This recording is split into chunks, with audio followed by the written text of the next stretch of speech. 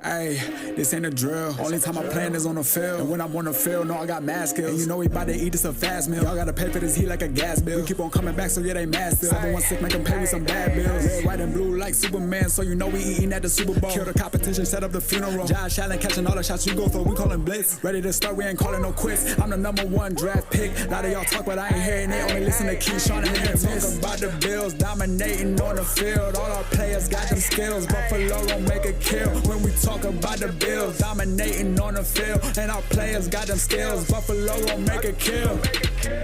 What's going on? Welcome back to another live episode of the Post Podium Podcast, baby. It is a supremely warm Monday.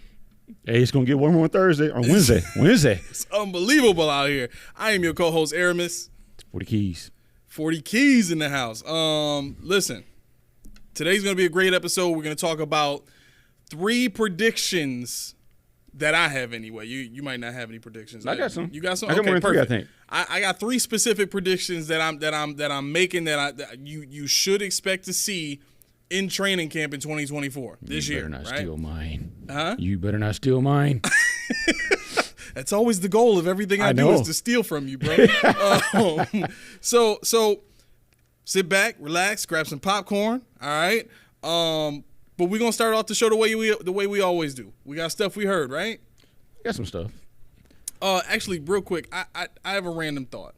I don't know when we would be able to fit this in, but it just... It must be said. So I had to use the bathroom today, right? Mm-hmm. And I stopped off at a McDonald's. I hope it wasn't on. Never mind. It was a #1. No, I'm saying I hope it wasn't on. Never mind. Certain locations of McDonald's. No. This was the joint on like in South Buffalo, like right by McKinley and Abbott Road. Okay. Like just before that. Okay. Yeah, I had one in mind. I'm like, please, God. No. Oh God, no. I did, like you saw the one on Bailey and this is Genesee? yeah. Bailey and Genesee. Yeah. Yo. Yeah. Don't do that. There might be people in there waiting for you. Yeah. Which brings me to my thought. I know. Go ahead. Brings me to my thought. Go ahead. How come robbers don't rob people while they on the toilet? That was your thought? Think of how That's a genius crazy that thought. is, though. Like, think about how like you go into the bathroom, Mm-hmm. you walk up to the urinal, or you walk like. I would just follow. If I was a robber, Mm-hmm. I would just follow people into the bath. As soon as you like lock in front of the urinal, Right. like Hey. I'm going to your pockets and taking everything you got. You getting peed on. I'm going to get killed that day. It's happening. It's happening. Be like that dude at the gas station just started spraying everybody down. Only ain't going to be no gasoline.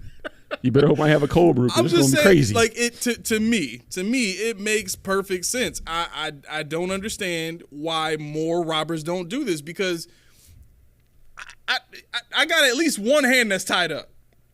Unless you're going to be like that's something in there.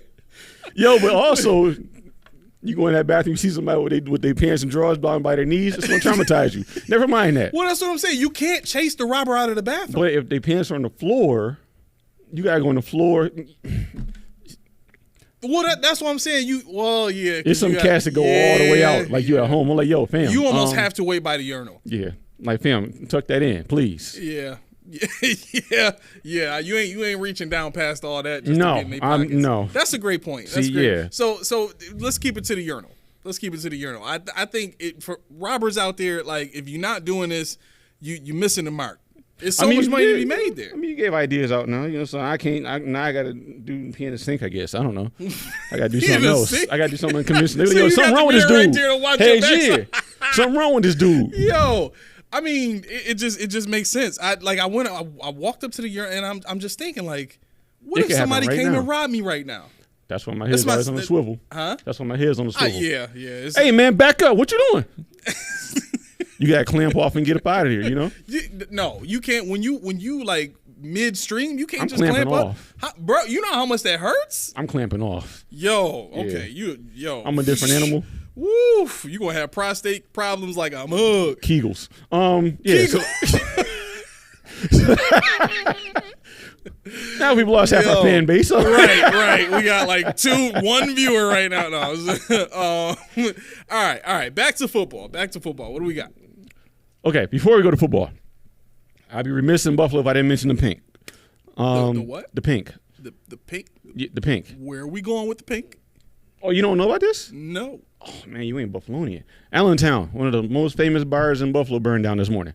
Oh. Yeah. So basically, I've been to the pink twice. Okay. 2 times. It's I think it was 283 Allentown, or Allen Street, rather. Okay. Like how far down Allen are we talking? I think it's like it's the first block in. So it's like right, the major strip of Allentown clubs. Off of Main Street? Yeah. Oh, wow. Yeah, so it's pretty much right there.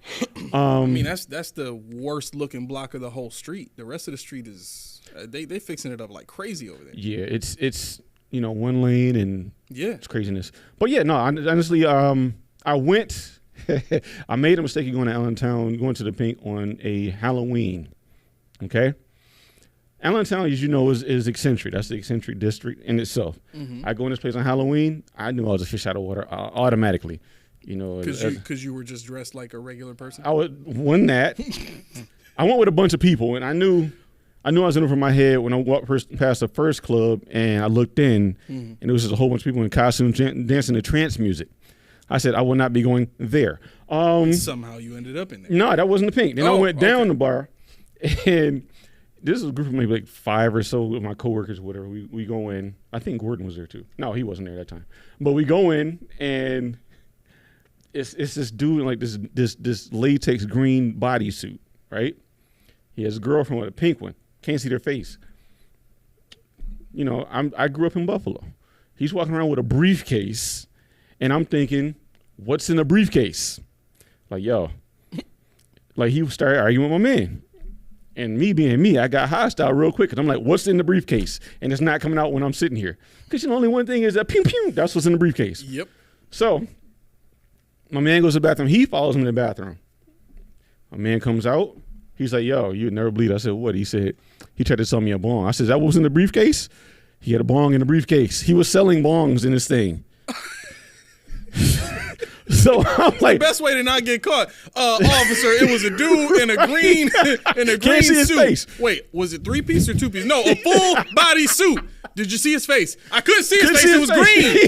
Green latex. It was wild. Got this. This is amazing. This green is body suit. Couldn't see face because it was green. All right, what else you got? Like what? Like, that's it. He was head to toe green. Fingers when I don't know if he was black or white or what. But your story he was is green. way better than mine right now. Yo, it was wild. It was wild. So and it's a little divey bar. I think it was for older heads. It was originally the Pink Flamingo. Okay. And it was bought by whoever the current management is, and they I think it was Mark Samples or something like that. Mm-hmm. He didn't want them to carry over the whole name because he didn't want to sully the name that he had, the reputation his brand had. So in order to keep the same clientele, they kept the pink, but they couldn't say the flamingo part. So that's all they, what they carried over. So people that know it's an old pink, people are really distraught about this. So if you're a Buffalonian, if you're into the clubs, when I'm really not, never really was. I've been drugged out a couple of times to get there, but my heart's with you because I know that was a spot that you have a lot of memories and a spot that that you like to tell your kids about later on in life. But you have memories, you got pictures, you got a lot of experiences there, and I hope it wasn't that same dude in the green latex. But with you. As long as you didn't check the stink, we okay. I did not. Okay. I did not. It's a nice story about 2 in the pink. And Keyshon did not check the. I was not. I didn't go in the bathroom. I'm not doing nothing. All right, I was going to hold my water.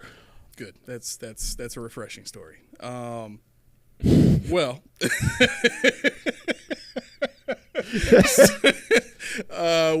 what do we got in the world of foosball? Foosball? Well, it's kind of foosball. Okay. The top rankings for Madden quarterbacks. Top 10. Patrick Mahomes, 99. Lamar Jackson, 98. Joe Burrow, 93. Dak Prescott, 90. I'm skipping over one. Tua Tagovailoa, 88. Jalen Hurts, 87. Justin Herbert, 87. Brock Purdy, 85. Kirk Cousins, 84. And that's just the top 10. But the one I skipped over was Josh Allen coming in at 92, behind Joe Burrow, Lamar Jackson, and Patrick Mahomes. Now, Personally, this is embarrassing. Why? It's I'm gonna have to buy the game, I guess, maybe to see where what ratings are contributing to this. See, that's what they want you to do. They want you to buy the game because they know we're not going to.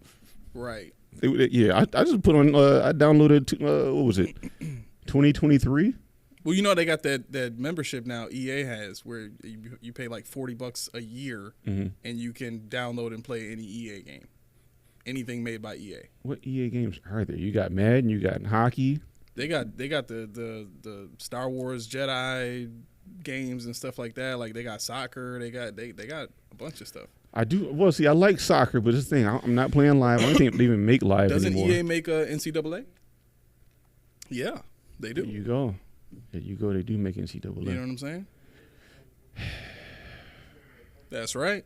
That's right. They see you trying to get me there. See, I wasn't trying to sell you, but that's just my nature. Just one game is that's enough. Right. For NCAA, you, I know. I'm telling you right now, this show is going to be taken over by NCAA talk when I get that game. I'm not going to know anything else but that game. All my PTO is going to be going off of that game. I'm going to be a machine. Keyshon gonna have patches in his hairline all messed up with. Yeah, it's gonna be real bad. pages of notes all over the table. What? We started. Languages is written in. NFL. Okay. Hold on. We're talking about NFL. So you be on my game. I'm looking forward to it. That NCAA is gonna be hitting. It's gonna be. I don't care how good or bad it is. Gonna be hitting. I mean, it has to be better than it used to be now. It sounded like the way you would talk about it, it was very intricate back then. I imagine it's got to be even better now. If they even bring that back, I'll be more than happy. Huh? Really? What? It looks more like the actual real life. Well, the graphics, yeah. The graphics, I just want the gameplay to be right. Because sometimes when games, they focus on graphics too much, you like, what's up with the gameplay? It's trash. Well, how are you going to react to like the NIL stuff? Like, are you going to kick players off your team if they get one? No. I'm playing with UB. They're not getting it. Oh, yeah, they're definitely not getting that. It's going to be all UB. All go horns up. That's all we're doing. It's not going to be anything else but UB. So I ain't worried about NIL. All my guys are going to transfer out when I make them good. Whatever. I'll just get more guys and make them good. Yeah, the occasional drunk fan falling out the stands to their death. Yep, because they sell beer at UB Stadium now. Right. Couldn't believe it. Now I can't. I mean, I had one, but I sit there with my uncle. I'm like, this is weird. I can't. How do they manage that? How do they manage that? What, the beer? Yeah. I mean, I know somewhere in their mind they got to be thinking like these kids are drinking beers anyway. It doesn't even matter. They ID you. So I mean, It's anything like a bar. You got to show ID and all that stuff. But like, so the 18-year-old just stays in the stands. You already the know. 21-year-old goes You and already buys know. Yeah, if you,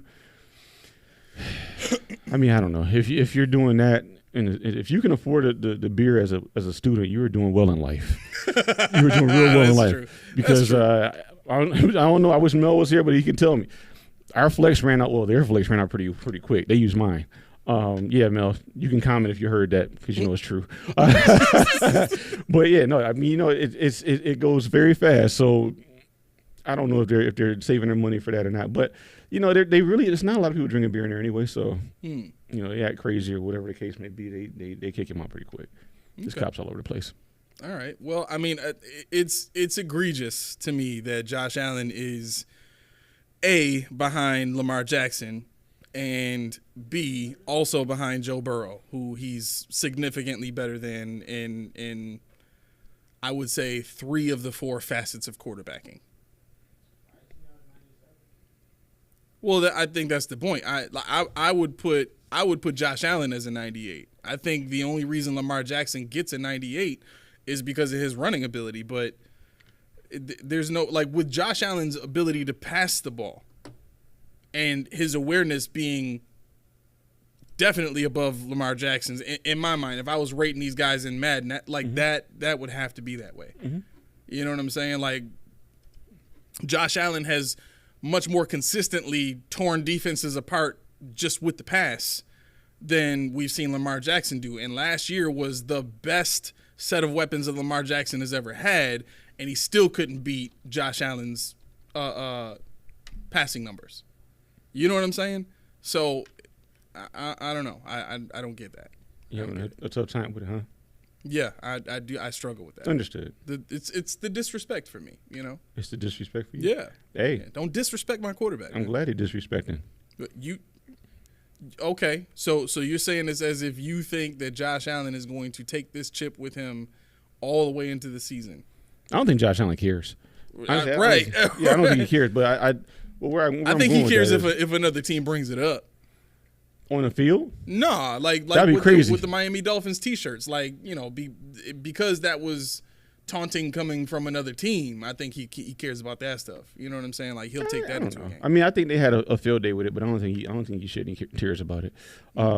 I think he knows where he stands at this point. He better know where he stands at this point in his career.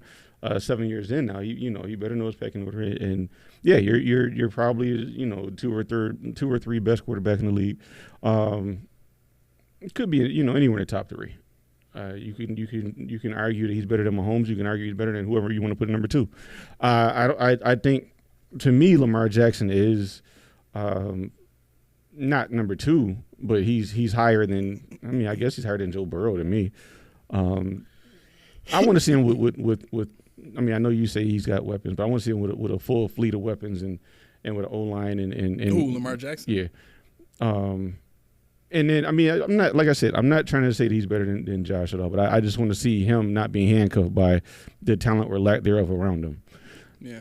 So we'll see. I mean, based on what we saw in Louisville. Mm-hmm. They were trash too. That's the thing. It's like the system they ran is really what would destroy the NFL. You know what I'm saying? Because it's essentially a piece of the system that Josh ran early on, which is a lot of man beaters and stuff like that, but a quarterback who's much shiftier and much faster than Josh Allen. You know what I mean? Like that to me is a much scarier offense than a lot of read options and things like that. That's what Lamar was good at. A lot of read options, a lot of things like that. So I think and I always said I was going to do this, and I'm going to throw away a big piece of my brain to you now. If we ever play Madden, I'm going to figure out how to run an option offense, like almost exclusively. That way, when y'all think y'all got me, y'all ain't got me. I got too many things I could do at one time.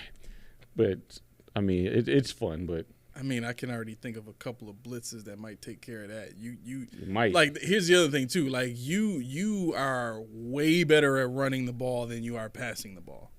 You like to run like West Coast stuff, short stuff, safe plays. Mm-hmm. Yes, I do. Yes, I do. You know what I'm saying?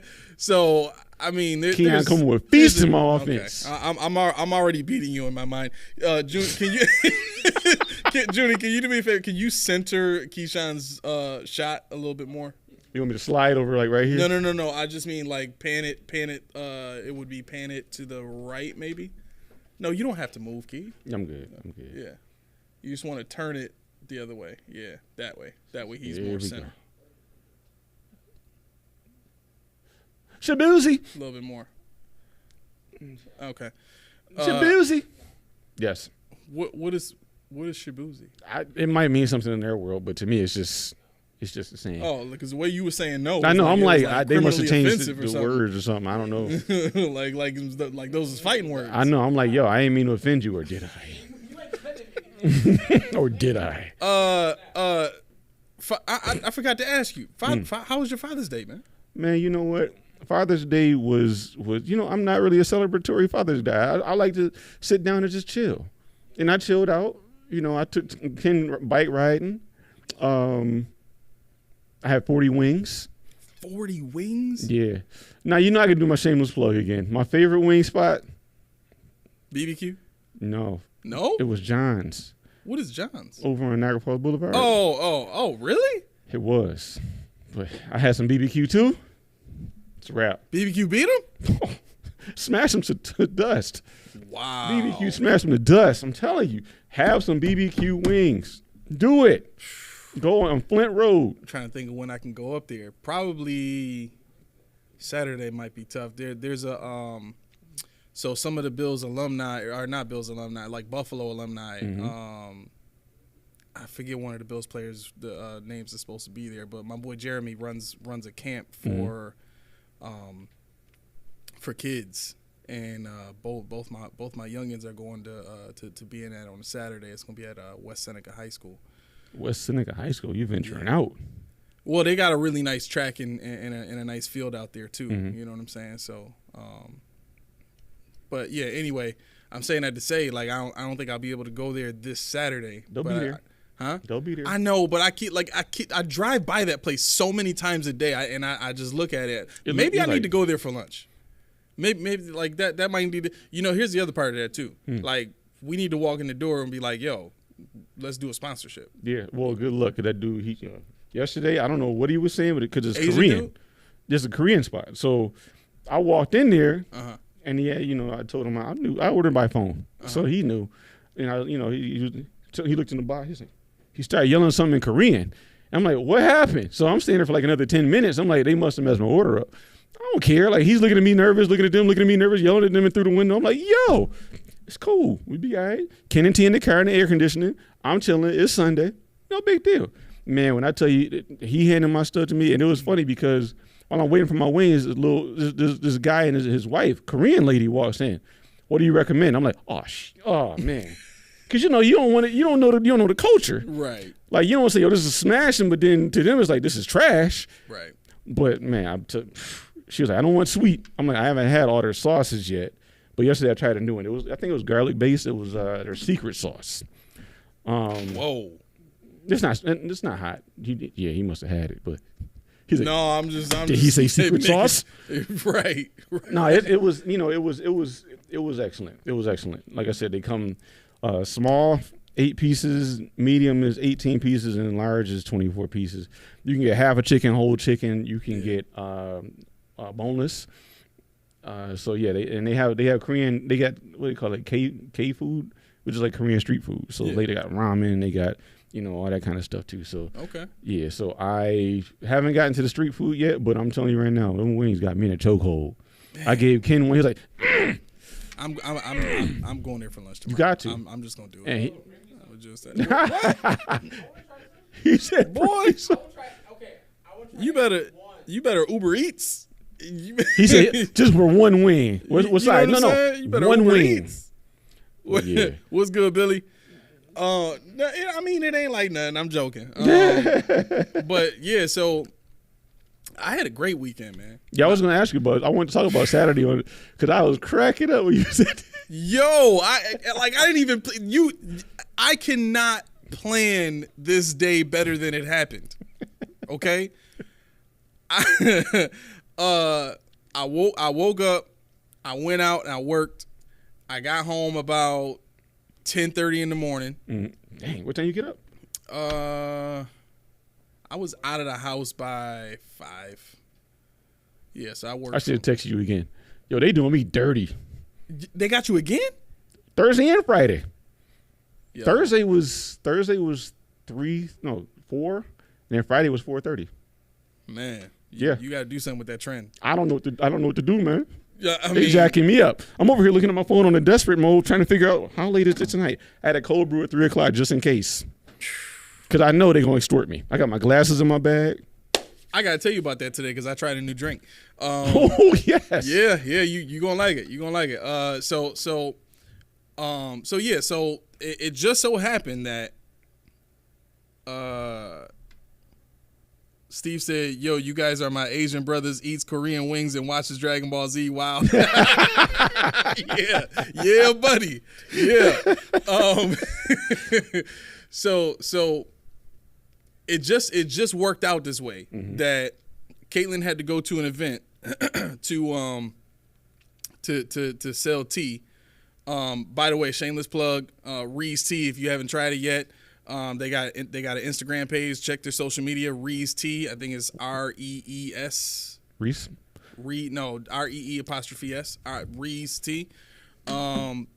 Best tea you ever taste. It's made from black tea leaves. It is premium tea. But anyway. Is it just one flavor, or how does it come? It's lemon. It's lemon. Yeah, lemon iced tea. Traditional, okay. Yeah, traditional. But it's the best tea you could ever drink. It's premium everything. So it's healthy. It's good for I think it's like 3 ingredients. There you go. You know what I'm saying? There you go. Iced tea and lemon. Boom. Right.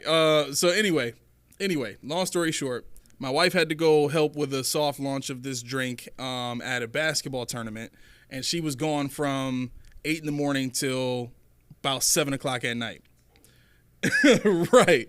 And then naturally she took the children to they go to their grandma's house every Saturday anyway. So she just took them early, and then she went to the event. And then Junie was there for he's probably there till you left at what, like noon, somewhere around there. Oh, okay, yeah. So yeah, but you were there. He was downstairs. So literally all day Saturday, I did nothing but have some breakfast and play Ghost Recon Breakpoint the whole day. It was the best time I've ever had, in the longest time. Like, I haven't had a chance to do something like that in forever. And it was just great. It was peace and quiet. I could engage in the game. I ain't had people tugging at me every 3 seconds. Yeah, until you came back. No, I'm just kidding. You screwed my piece up. But then Junie left, and I'm like, man. It's just quiet, right? So I went and I heated up some pizza. We had some Franco's pizza from the night before, and I just sat there and I watched some anime. I watched One Piece. I watched what's the name? My Hero Academia is back out now with a new season. I watched a few things, and I was just in awe of like this. I had the house all to myself with nobody there. And the peace and quiet that I had, the tranquility that I had, it was just amazing. Tranquility, yeah. Right? Yeah. Then you fast forward to Sunday. Sunday was even better. Because I wake up in the morning and I'm just thinking, and it just hits me, I want some blueberry pancakes. That's my favorite. That's my favorite pancake. I ain't mad at it. Yeah, Billy, that is life. You're right. That is the life. So. Then I say it out. I said, babe, you know what I really want right now? She goes, what? I said, I want some blueberry pancakes. I want some eggs over easy. And I want some wheat toast. And I want some blueberry syrup. Do you know this woman went out and bought all of that stuff and made me that bread? And the kielbasa. Kielbasa is one of the most underrated breakfast sausages in the world. Like, it is amazing to me. What do you say?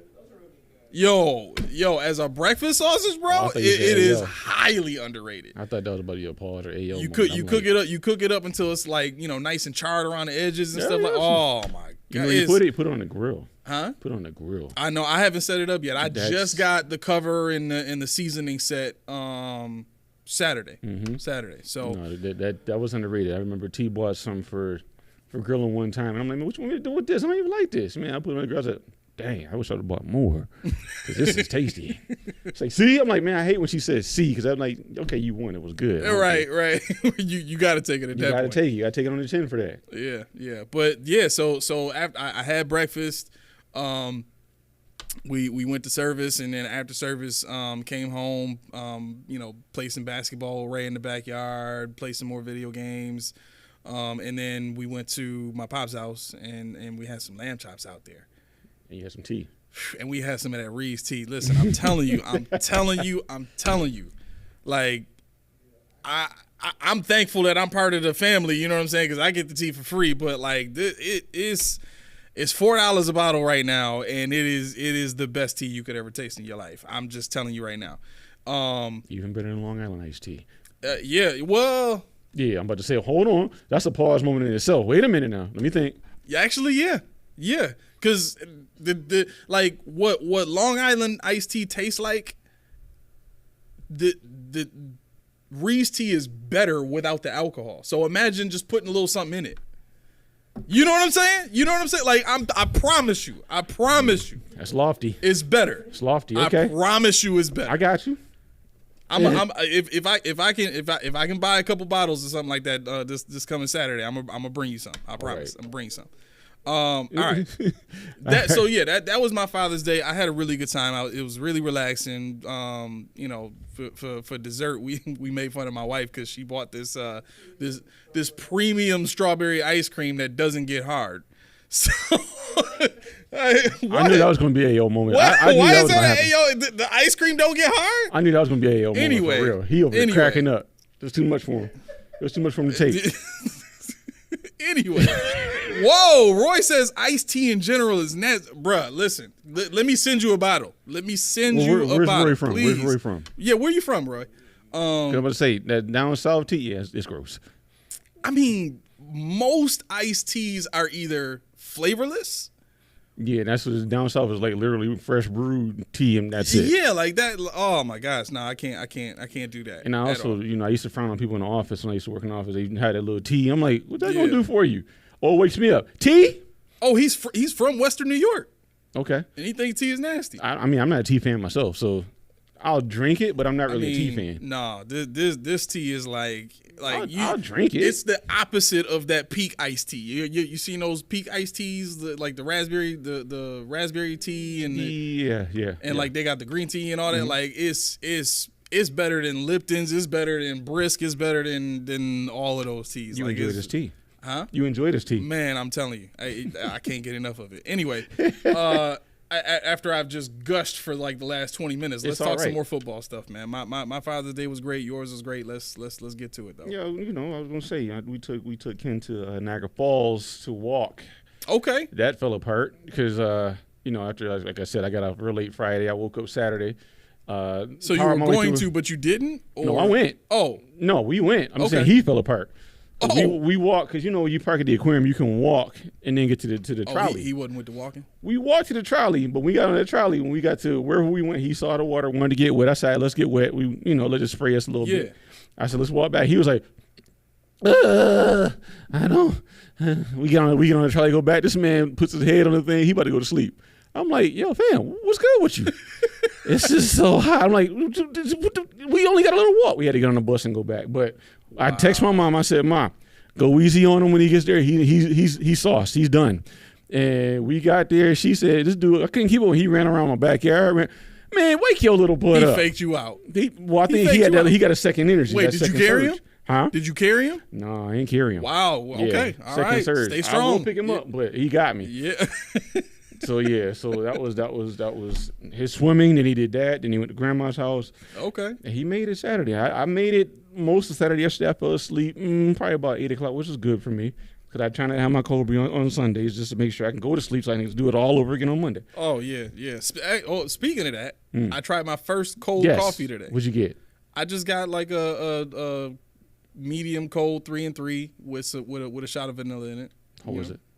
It was pretty dang good. It's about to be my new drink because I usually get like a small French vanilla in the morning or something like that. You know what I'm saying? But getting that stuff with the whipped cream on top it was too hot for that today. No, you can't have that. I went up there. I was like, "Yo, can you make one of these cold?" They was like, "It ain't gonna taste as good. How about you just try some iced coffee?" You was like, "Do it." So I said, I'm sitting there at 80 degrees, like. Just give me something juicy. Make it wet, please. Oh God! Here he goes. Oh God! Yeah. I'm glad you caught that because I caught it too. I was not gonna say it, but I had to try to get a mature point across. You did it on purpose, and you know it. Nope. This is the other side of the key where you can never get him to admit to anything. Anyway. So, football-wise, Plaxico Burress on Xavier Worthy. With all due respect, Keyshon Coleman was a Michigan State guy, which Plaxico Burress was as well, before he transferred to Florida State. But if you're the Buffalo Bills and you're staring at Xavier Worthy with everything he's done at Texas State College, which is actually not right, Texas University, and you give Kansas City the trade and they get Xavier Worthy, and I would say he is a better wide receiver than Keyshon Coleman. So Plaxico Burress thinks that the Bills made a crucial error when drafting Keyshon over, well, in essence, drafting him over Xavier Worthy. Because obviously when you move back, you have a guy in mind that's not Xavier Worthy, so that was your high guy. I don't know if Xavier Worthy's car would have got stolen in Buffalo, nor would he have gotten, robbed and had he would have definitely had a better training facility in Buffalo. But what's done is done. So I'm good with that. I think we'll see the difference. We'll see the difference in the types of plays that Keyshon can make because the game today now is more suited to cover guys like Xavier Worthy than it is to cover guys like Keyshon Coleman. It just is, and that's part of the cyclical nature of the league where, everybody's getting small and fast on defense now. So, of course, they can, cover Xavier Worthy better than they can Keon Coleman. That's just what it is. You'll see how this works because it's going to be interesting. I mean, what's the half? Looking at the sound clips or at the clips of OTAs, they play way better music at OTAs than they do at the actually game. Really? Yeah, the game day experience personnel needs to have their head examined because they play some stuff. It's outdated. I'm like, what is that? Is it still DJ Milk? No. Oh. No. I mean, they were playing a lot of rap. They were playing, a lot of pump you up music. Mm-hmm. You go to the stadium, you listen to people singing Sweet Caroline, and I don't want to sing Sweet Caroline. Watching football. No trance music? No. No, God, no, please. People are rapping stuff. I'm like, this is outdated. I want something new. Roy said he still wanted Xavier Legette at 32. I didn't want Legette. I didn't want Legette. I actually would have been okay with him. You wanted him? I mean, to me, he was a faster version of Keon Coleman. Maybe slightly more polished than Keon Coleman as a route runner. I don't know. I don't know. I just didn't buy into Legette hype. I mean, he had a great year last year, but outside of that, he's done nothing. So, Xavier Legette was somebody I thought was going to be. I don't know. I mean, I'm trying to think of who I would compare him to, like career-wise. I'm gonna take him in fantasy. You can. I will not oppose that. I'm gonna definitely take him. I will not oppose it. He gonna get a lot of looks. I think he will. And I believe that, but his quarterback is still Bryce Young, and so you go ahead and do your thing. That's the ceiling right there. That's it. That's the ceiling. The cap on it. Okay. But I mean, Legette. Everybody liked the body size. Everybody liked the speed. But I mean, I looked at what he did before last year, and I think he had 40 combined catches in the first 4 years of his career. So I mean, he could have found his niche and really get cooking. I could be wrong. I don't think he's I don't even want to say. I don't think he's a bust, but I think he might be, mediocre. I think he might be average. Once the defenses get their head around his game and what he does and what he doesn't do,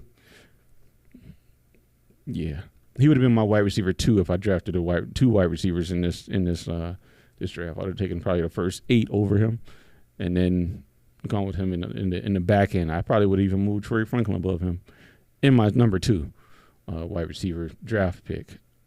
Okay. So we'll see. Yeah, we'll see. Hopefully we do not regret those words. I mean, he's not our problem or our solution. But like you said, you never know what a player does when they're not with the players they're with. It's always nice to look at somebody it's always nice to look at somebody in a vacuum and say, oh yeah, the Bills should have taken Rob Gronkowski because look what he did.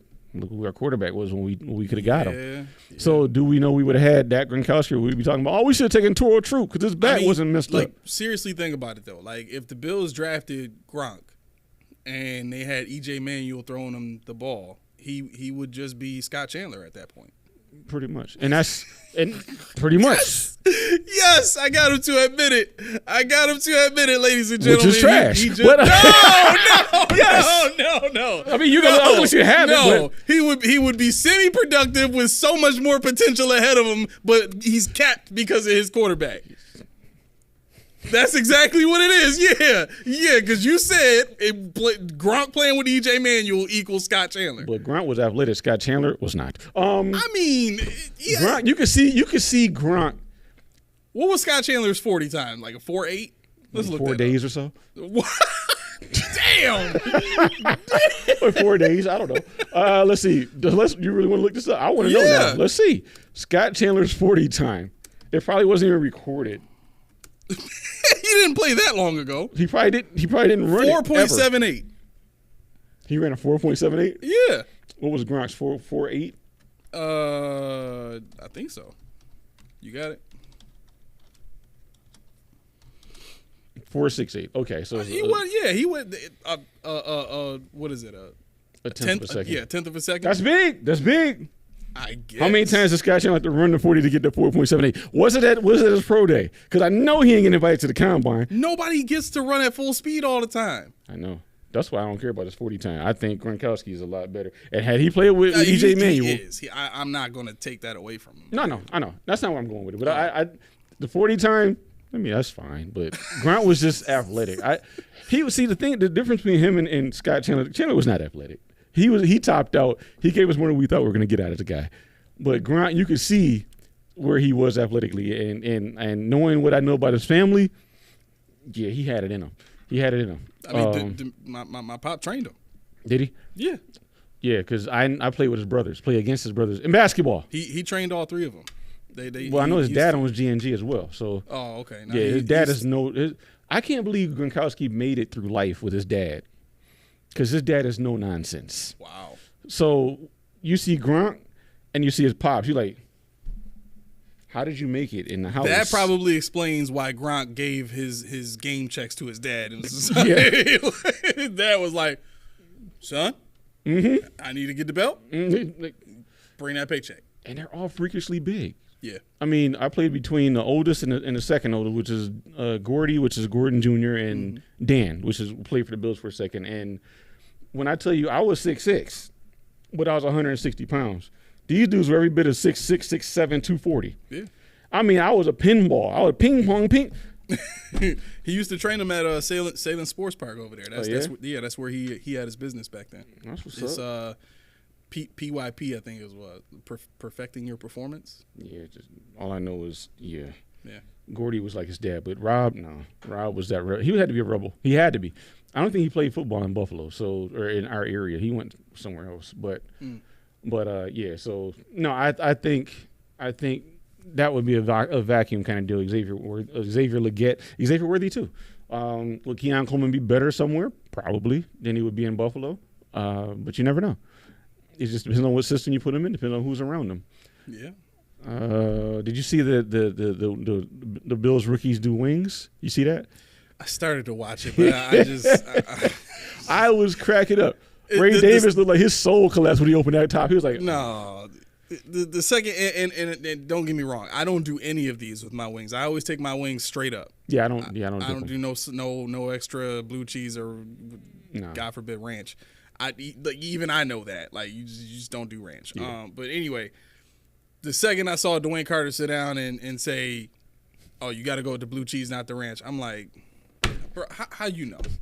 They told him. You played at Kentucky, bro. How you know? They told him. Yeah, right. You watched it too, the 3-minute version. He was like, "This blue cheese? Yeah, this looks like blue cheese. Yeah."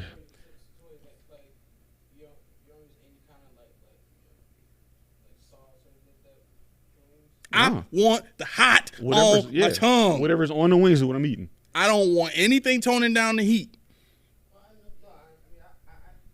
understand, but I'm just saying, but I'm talking for like any other kind of wings. Yeah, I'll eat garlic parmesan. I'll eat with blue cheese. No. Well, that's what he's saying. Oh, you mean? Do you do any other sauces with the blue cheese? No. Yeah. Well, you know what? I'll take that back. If it's Cajun, I'll do Cajun sometimes just because it's a nice mix. Blue cheese. Really? Yeah. Sometimes. Where you get Cajun wings from? You can get Cajuns from John's. You can get Cajuns from Elmo's. You can get Cajun from Franco's. I suggest. Oh well, yeah. They got a Cajun barbecue. I think it was. I suggest anything that says Buffalo Wild Wings on it, stay away. We're not gonna do business with them. Buffalo Wild Wings are trash. When you got any kind of money, it's trash. We tore it up on them free those discount days though. Yeah, we did. When we were in our 20s. But that's back when they had the popcorn shrimp, though. Well, that was your thing. That was my thing all the way. When we were in our 20s, as Miller talked about moving into a new tax bracket, we realized that we lied to ourselves for years. Yeah. And I knew they were trash. I went to Chicago and saw Buffalo Wild Wings. I said, wait a minute, this ain't even our thing? I thought it was us. And I went to Chicago. I said, why is that here? Nah, somebody bite it, man. I looked at it. I was like, I look at this differently now. Don't eat those wings. Right. And if you come to Buffalo, don't do Anchor Bar. Yeah, it's not. There was a marketing agency. I was driving Uber, and this lady that's part of a marketing agency out of Manhattan. They got a contract to come in and do something for a company here, and they asked some of the people.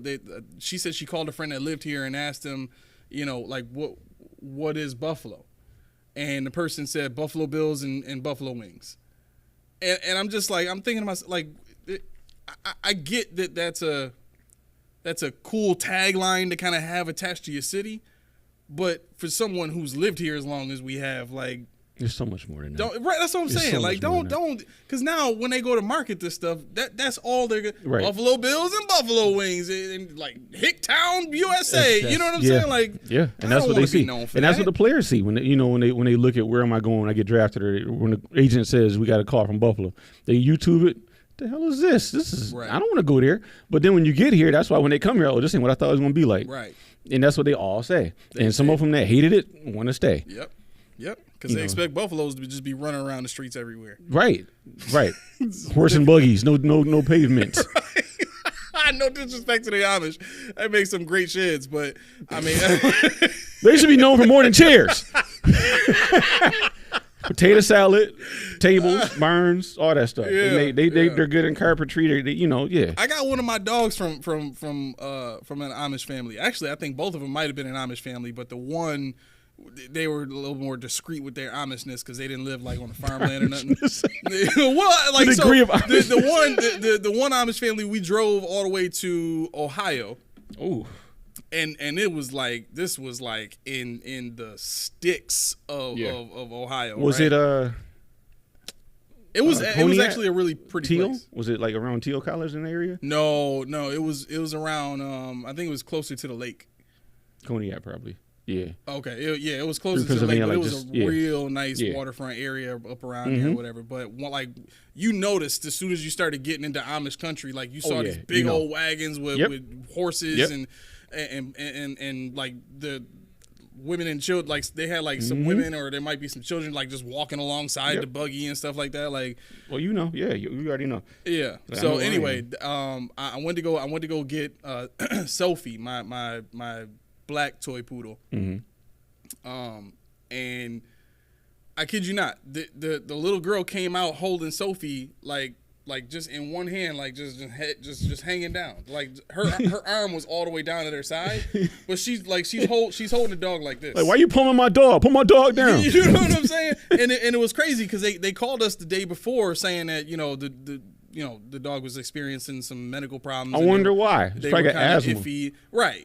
So they asked if we still wanted to come get it, and like they had sent us pictures, and we were so excited to get this dog, and we had already connected, through the pictures and stuff. So we were like, man, let's just pray and go.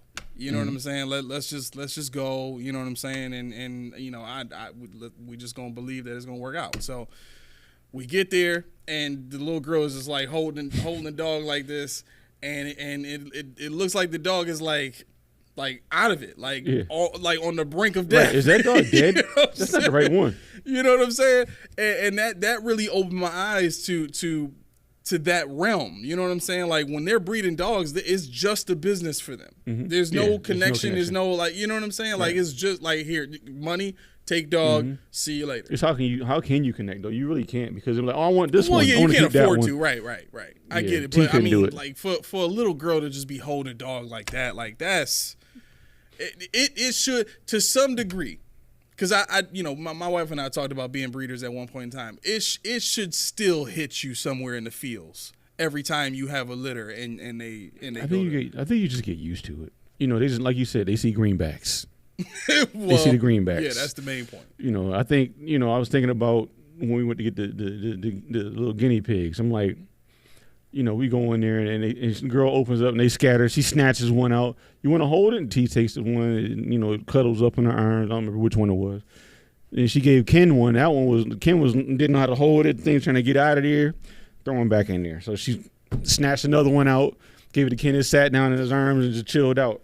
So okay, we'll take these two, man. When I tell you how she snatched some bad boys out of there, I say, yeah, you don't care. Right. Right. Yeah. No. Just throw them in your chest. Oh. Right. Okay, so you want to hold one? I said, nah, I'm straight. I don't want to hold none of that. But now they don't feel like getting picked up. They kind of let you pet them sometime, but when that food come out, boy, yeah, they get squeaky. I'm like, all right, it's time to eat. T, go to town. But I'm not doing it. I felt so bad for Sylvia. Like the first thing I did was like, hurry up and give him the money. Give him the money now so I can get. So I can get this dog out of her hand. Her grasp. The way she was holding the dog, like just down at the side, just hanging out. Like the head was hanging down, droopy like that. The rest of the legs. I'm like, I need to get this dog out of this girl hand. Like whatever it costs to get that dog free. This girl's probably only 8 years old at the time. You know what I'm saying? You like, give us free. Right. I'll punch an 8-year-old girl in the chest. I don't care. You better get my dog out your hand. Get my dog out your hand. It's not even mine yet, but give me the dog. You know what I'm saying? But yeah, so we gave him the money, took puppy, and as soon as I got her in my hands, I had her in both hands like this because she was super small. Mm-hmm. And I just like held her against my chest, and she sniffed around, sniffed my hand, and then she just came to life, man. It was amazing. It was amazing. Like she peed on my dashboard on the way home, which was it was still cute because she was tiny. It sucks. You see the little trick. You got a little Niagara Falls action. It's not good. We got to a gas station. My wife thought it was a grand. Yeah, just let her sniff around. Let her. I was like, we haven't let her out. Right. To use the bathroom since we got her, and we've been driving for about an hour and a half. She's like, oh yeah, tinkle tinkle. Right. That's what she said. And we know how you are with cars. My car. I'm like, oh man. I'm serious with it. I don't play. Whole time you smell it, you're like, what's that funky smell? Nah, I got it out of there. That's all the way out of there. Gotta get it out of there. Laura's got an interesting comment here. She says, "You guys got any suggestions on a nice restaurant? I'll be up there on Juneteenth with my BFF for an adult play date." Absolutely. What kind of food do you want, Laura? I mean, what are you looking for? Are you looking for like a? I think you missed the point. She's going to be here with her BFF for an adult play date. I'm not playing. You're not touching that. I can go to the restaurant, but your adult play date, that's on you. I ain't recommending nothing there. I called this like 4 episodes ago. Like Laura be coming with some borderline provocative stuff almost every comment, bro. It's not even close. Hey, nobody does it like Laura. You see how fat I am? I'm like, I can recommend mad spots. You glossed right over that, which you should do. Like, man, Brax Hills, you can go there. You can go to A. You can go to A. But, Yeah. No, there's, Laura said, wait, you perverts. Good, clean fun. It's my BFF. Right. BFF. Right. Anyway, restaurants. What you got? FWB. You can go, let's see. If you want. She said something with a good selection. A good selection? Yeah. I was going to say, well, I don't know if they're open. Wait, Laura, what do you not eat so that we know what to stay away from? Yeah, I was going to say, I don't know. See, I don't know what's going to be open. Most things should be open. During Juneteenth, yeah. You would think. I got to work on Juneteenth, but T doesn't work and Ken don't go to school. So I don't know. This is new to us. Oh, wow. What? Tibonius Lex. I got to say it like that every time. He says, dang, Laura, I can't keep an eye on you at work. Nah, this is going real left. Wow. So you see what I'm saying? Like, I can't make this stuff up. Laura says, I'm a vegetarian. My BFF is a meatitarian. Right. You see what I'm saying? I can't make this up. I can't. She doing this on purpose. She got to be doing it on purpose. If you want to go, you go to Sear. Go to Sear. Go to Chop House. But yeah. No. Chop House is Chop House is good, but you got to catch Chop House like right between 5 and 6 when everything they got is like fresh. Because where do you go? Huh? You go 5 and 6. Yeah, like you got it. Chop House has some great steaks. Their sides are decent. Now, mind you, Chop House is like a 5-star. But anyway, the scallops are amazing. Steak is really good. Their appetizers are actually very good. But like I said, you got to catch them between like 5 and maybe 6:30 at the latest, because after that it's hit or miss on the sides. The steak is always good, but the way they cook the meat, it's like they have to start preparing the meat and stuff like that before they open, obviously, but by the time it gets to like 7:30 or something like that, because we've gone once before at 5:30 and then another time at like 7:30 or something like that, and you'll spend about I don't know. It's like what 50, anywhere from 50 to Yeah. well, 80, no, 50, no, 80. it's like 50 a plate. Yeah. You know, depending on what you get. And appetizers are like 25. You know, here between 25 and 28. Yeah, I mean, it's not terrible, but I mean, you could make a day out of the Larkinville Square. You could. I mean, there's. We went to Bratz Hill. You know, if you like, I don't know what you classify it. Maybe they got a Caribbean, Jamaican kind of deal. mm-hmm. We had oxtail. I had oxtail pasta, which is really good, and they give you a lot of oxtail. It's like $42 for the bowl. Yeah. But they had a Jamaican experience where it's like $85 for two, and the guy actually comes out and like gives you samples or carbs, whatever he does. It's a little spot. But the thing is, you know, if you go in that area, you just got to go and kind of walk around. That's the thing about Buffalo. Go walk around and you'll find something you want. You know, wherever you are, downtown. You know, if you go to I guess Little Italy, you'll call it a Hurl area. Yeah. If you go, you know, Williamsville, you'll find something nice on the Main Street in Williamsville. I mean, if you want to go to Costa's, they got some great lamb chops up there. Those are some of the best lamb chops I had at Costa's. It's right on Hurdle near Starin, I think it is. There's a place called Athena's. Yeah. Right over there on Young's, which if you're looking for like, you know, diner foods, they give you enormous plates. Their prices are amazing and the food is great. I mean, they make this, like the chicken they make for the souvlaki salads. Mm-hmm. It's the best I've tasted in the city. And I've had Vasili's chicken. I've had pretty much every souvlaki place you can go to. Greek on the Street. There's I haven't been there yet. Yeah, it's pretty good. That's the one that's on Delaware. Yeah, Delaware. Mm-hmm. Yeah. They're pretty good too, but Athena's is by far the best. And then one of my favorites so far is Brick House Tavern. On Maple? Yeah. Yep. Yeah, that's one of my favorite places for like bar foods and stuff like that if you're looking for good wings. I never had their wings. Okay. Yep. Oh, she's been to Athena's before. Okay. All right, perfect.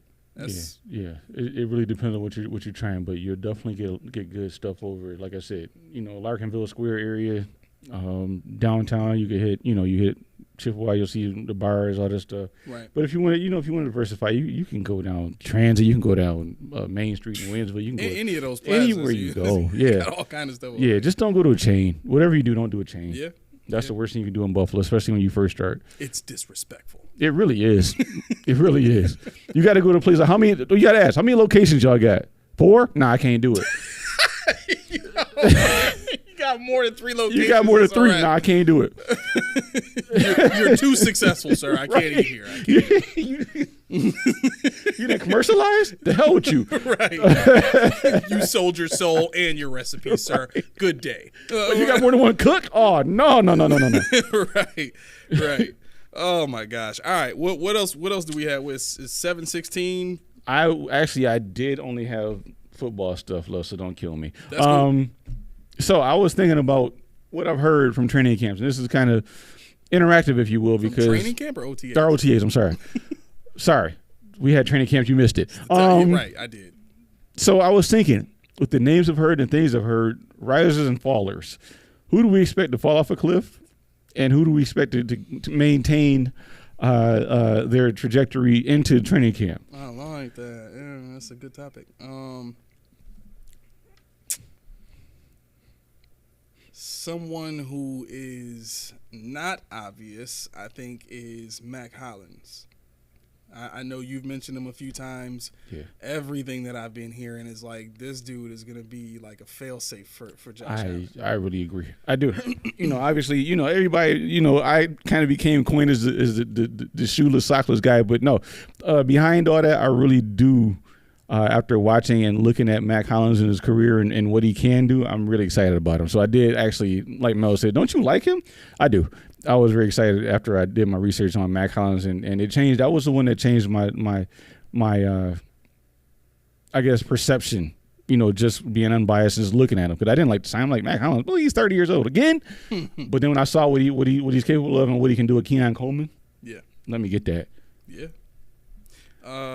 Dang. I've so when I first started when I first quit my job, because Laura just said best Buffalo pizza, Pesci's on Main Street in Williamsville. You ever had them?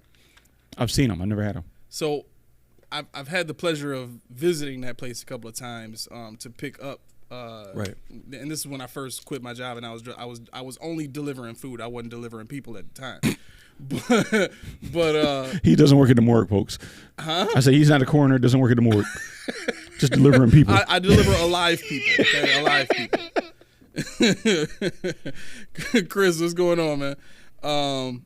I gotta check them out then, because man, Bocce's got some great pizza, man. She said Pesci's is better than Bocce's. I came up on Bocce's. I wasn't a Bocce's fan as a kid, but I feel like something's different about them now. I don't know. It feels like they're just not saucy like they used to be. There's something about it. Maybe the person leaves it in the oven too long, be burning too much of it. I don't know, because I know the burn edges is their thing, but I guess it depends if you go to the one on Bailey. But my mom lives closer to the one over on Campbell or Hopkins, and then they have a location somewhere else. I forget where. But this might be disrespectful to Buffalo pizza in general, but one place that has not changed their recipe at all is Joe's. Like Gino, remember Gino and Joe's that used to be in the Main Street Mall, or the Main Place Mall? Yeah. They split up, so it's no longer Gino and Joe's. Yeah, it's Gino's and Joe's. Joe. Right. Joe's has got a bunch of locations, and Gino's they got one spot on Elmwood, and they got another spot, I think, like not far from me on Brighton, like right off of Brighton. Yeah. But anyway, that's one place they have not changed their recipe at all. Yeah, like sauce and that, like the thing I like about New York style pizza, the way they make it, is it's a little bit thicker, so it's kind of like a blend between the way we see pizza here and actual New York style pizza. Yes, like this is a New York, but this is good though. Yeah. It's whenever I get tired of Franco's, that's where I go. I used to do Just Pizza, but Just Pizza is a little too hard on the bottom. Yeah, they burn it a little bit too much. You know, they brought Pizza Hut back. Now I started going. I've had Pizza Hut on Saturday. I ate the whole pizza. It's gotta be stuffed crust though. Oh yeah, that's it. I do the stuffed crust with the works. I do meat lovers. I don't care. I don't even care. I'm tired of this ish.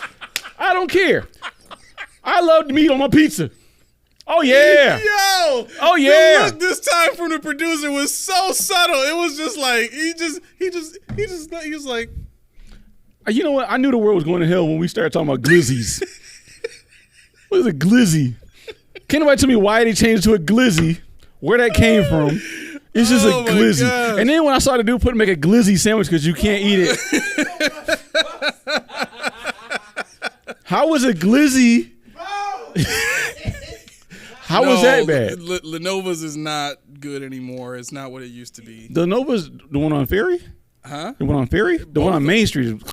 But the one on Ferry is way better than the one on Main Street.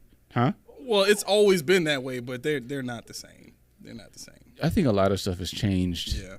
It's changed since we've been little. But you know what it is too? A lot of it has to do with the food guidelines and all this nonsense they do, with ingredients and calories. Yeah, they trying to change that stuff up. Yeah. Stop it. You know they used to fry. Stop my food. Yeah, they used to fry Burger King fries in meat grease. I thought they did it in the same grease as the chicken wings.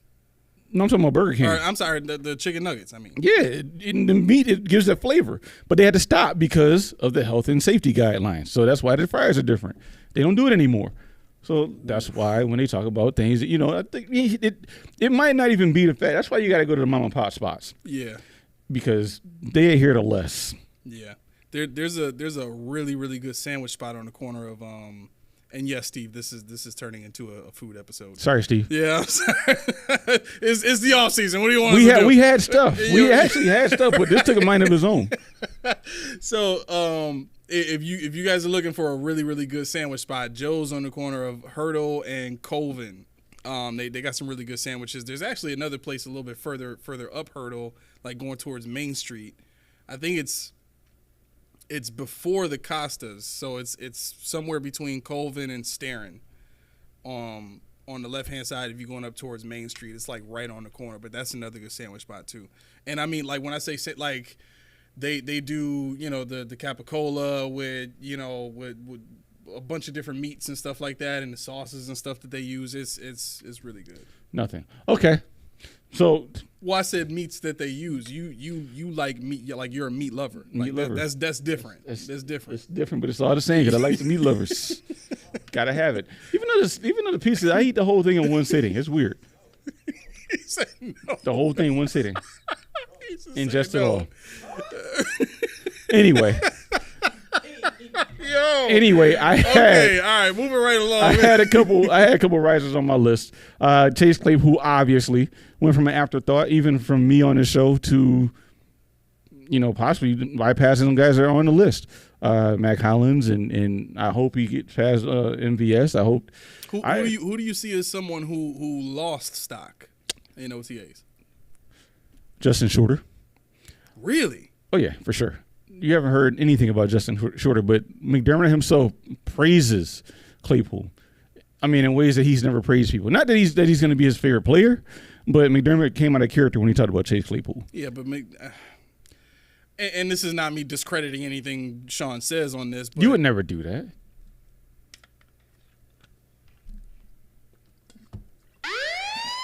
Flag on the play, huh? Anyway, I do think that he likes a comeback story, which Claypool is 100%. I think that works in Claypool's benefit in probably the only place that would ever really work in the NFL, which is here. I mean, we're hiring, Olympic wrestlers, WWE wrestlers. You leave Gable alone. No, bro. I can't let that one lie. I'm sorry. I can't let that one lie. To me, it's a like, think about how long it's going to take this dude to be a viable piece of the team. Who? Stevenson. I'm not. Right. That's my point. So why is he here? Why give him a shot? For him to hop in front of the camera and talk about how he knows he's going to make the team and he knows he's going to do something that's never been done before, where you just grow up your whole entire life never playing a lick of football and you just going to walk into the NFL and do it because another Olympic national wrestling champion decided he wanted to give another Olympic national wrestling champion a shot? I'm sorry. It's upsetting. Every time I hear it, there's a rage that builds up because it's just one of those things you don't see winning teams do stuff like this. Well, does it make you feel better that Chase Claypool has been lauded by Sal Capaccio, Matt Perino, and Ryan Talbot, and guys actually see it? I had heard from pretty much all those sources. Right. You know what I'm saying? That he's their best receiver right now. Yeah. I mean, you mentioned that like 4 or 5 episodes ago, maybe. You know what I'm saying? So I'm certain it's happening. I don't doubt it. It's just. Yeah, I mean, I think he has a shot. I'm not going to put the cart before the horse, but I really wish he would hop into the top 2 or 3. I really do. Claypool? Yeah. I wish he could be that good. We know he's good, but I don't want. Do you think Hollins is going to start ahead of him? No, I think MVS is ahead of him. Obviously, MVS. Samuel's going to be ahead of him. So, if he could just usurp MVS, that'd be big for me. Yeah, I really don't want to see MVS on the field. I mean, I no disrespect, but me either. I want guys that are going to develop with the team. Like, this is not the year where you're thinking like Super Bowl or bust. Right, and Claypool's only 25, so it definitely can be a youth movement, and that's part of it. MVS is 30 or coming up on 30. I'm like, okay, come on. With Hollins, he knows his role. Hollins' role is to develop people. I mean, I don't know if they told the media, but that's what they told him, I'm sure. It's very peculiar that they get him and then they get Keon Coleman, which is the same body type, same game. Then they got Justin Short on the team. They got Terrell Shavers on the team. They got, other guys that was in Brian Thompson. All these bigger body guys that aren't really fast. They're gonna make their hay with their nuances. I haven't heard anything about Shavers. You? Nothing good. Nothing bad. Nothing bad. He just hasn't separated himself. But at one point in time, he had the upward trajectory, but now he kind of petered out. He's kind of like right there. So do you think with how Shorter is performed now that maybe Shavers gets a better shot? I think Shavers has an upper hand on it. I think Shavers still going to be the practice squad. I think Shorter being a 5th round draft pick last year is going to get him a look somewhere else. which I don't really care because there was nothing that Shorter did it. I was like, oh, sweet. 95 receptions in 3 seasons at Florida, whatever. Yeah. 30 receptions a season. And he probably had a good season last year there. I'm good. I'm not going to cry over that. Right. I had DeMar Hamlin as a riser because every time you hear about DeMar Hamlin, he's making plays. And it's not anymore that feel-good story. It's not anymore this guy almost died. Not anymore that stuff. He's doing it from that strong roll? Yeah. Wow. Yeah, so he's intercepting, he's batting down passes, they say he's playing free. The same with Kyer Elam. I think it's something to do with Jamiel Adai. We'll say Jamiel now because it's an E on the end. Yeah. That's what they all saying now. That's it, Jamiel Adai. So, Kyer Elam, he had a press conference, was it today? Or maybe, I don't know, I saw it today, where he was talking about, actually it could have been today. Last day of training camp was Thursday? Or was it Friday? It was Friday. Friday? So that'd be Friday. But, he was talking about how, he was playing free. Mm-hmm. And that seems to be the trend between him and DeMar Hamlin as well. They're playing free. They're playing without thinking. They're just swarming to the ball. They're being natural. And I think that's a lot to be said about how Butler was coaching them. If your name is Empoyer High, you better be on the watch.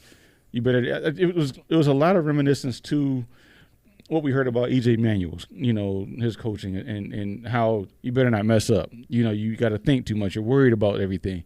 Where now they're playing free. They're just letting their instincts take over. And DeMar Hamlin being a 6th-round draft pick lets you know that he actually can play some kind of football. Kyer Elam, we'll see. We'll see. Okay. All right. I think it's time we can get into these predictions. No? Or unless you got some more stuff. Well, I had the fallers. That's right. We can go through that. My bad. Yeah, no, it's okay. We had Justin Shorter, obviously. Believe it or not, James Cook is on the fallers list.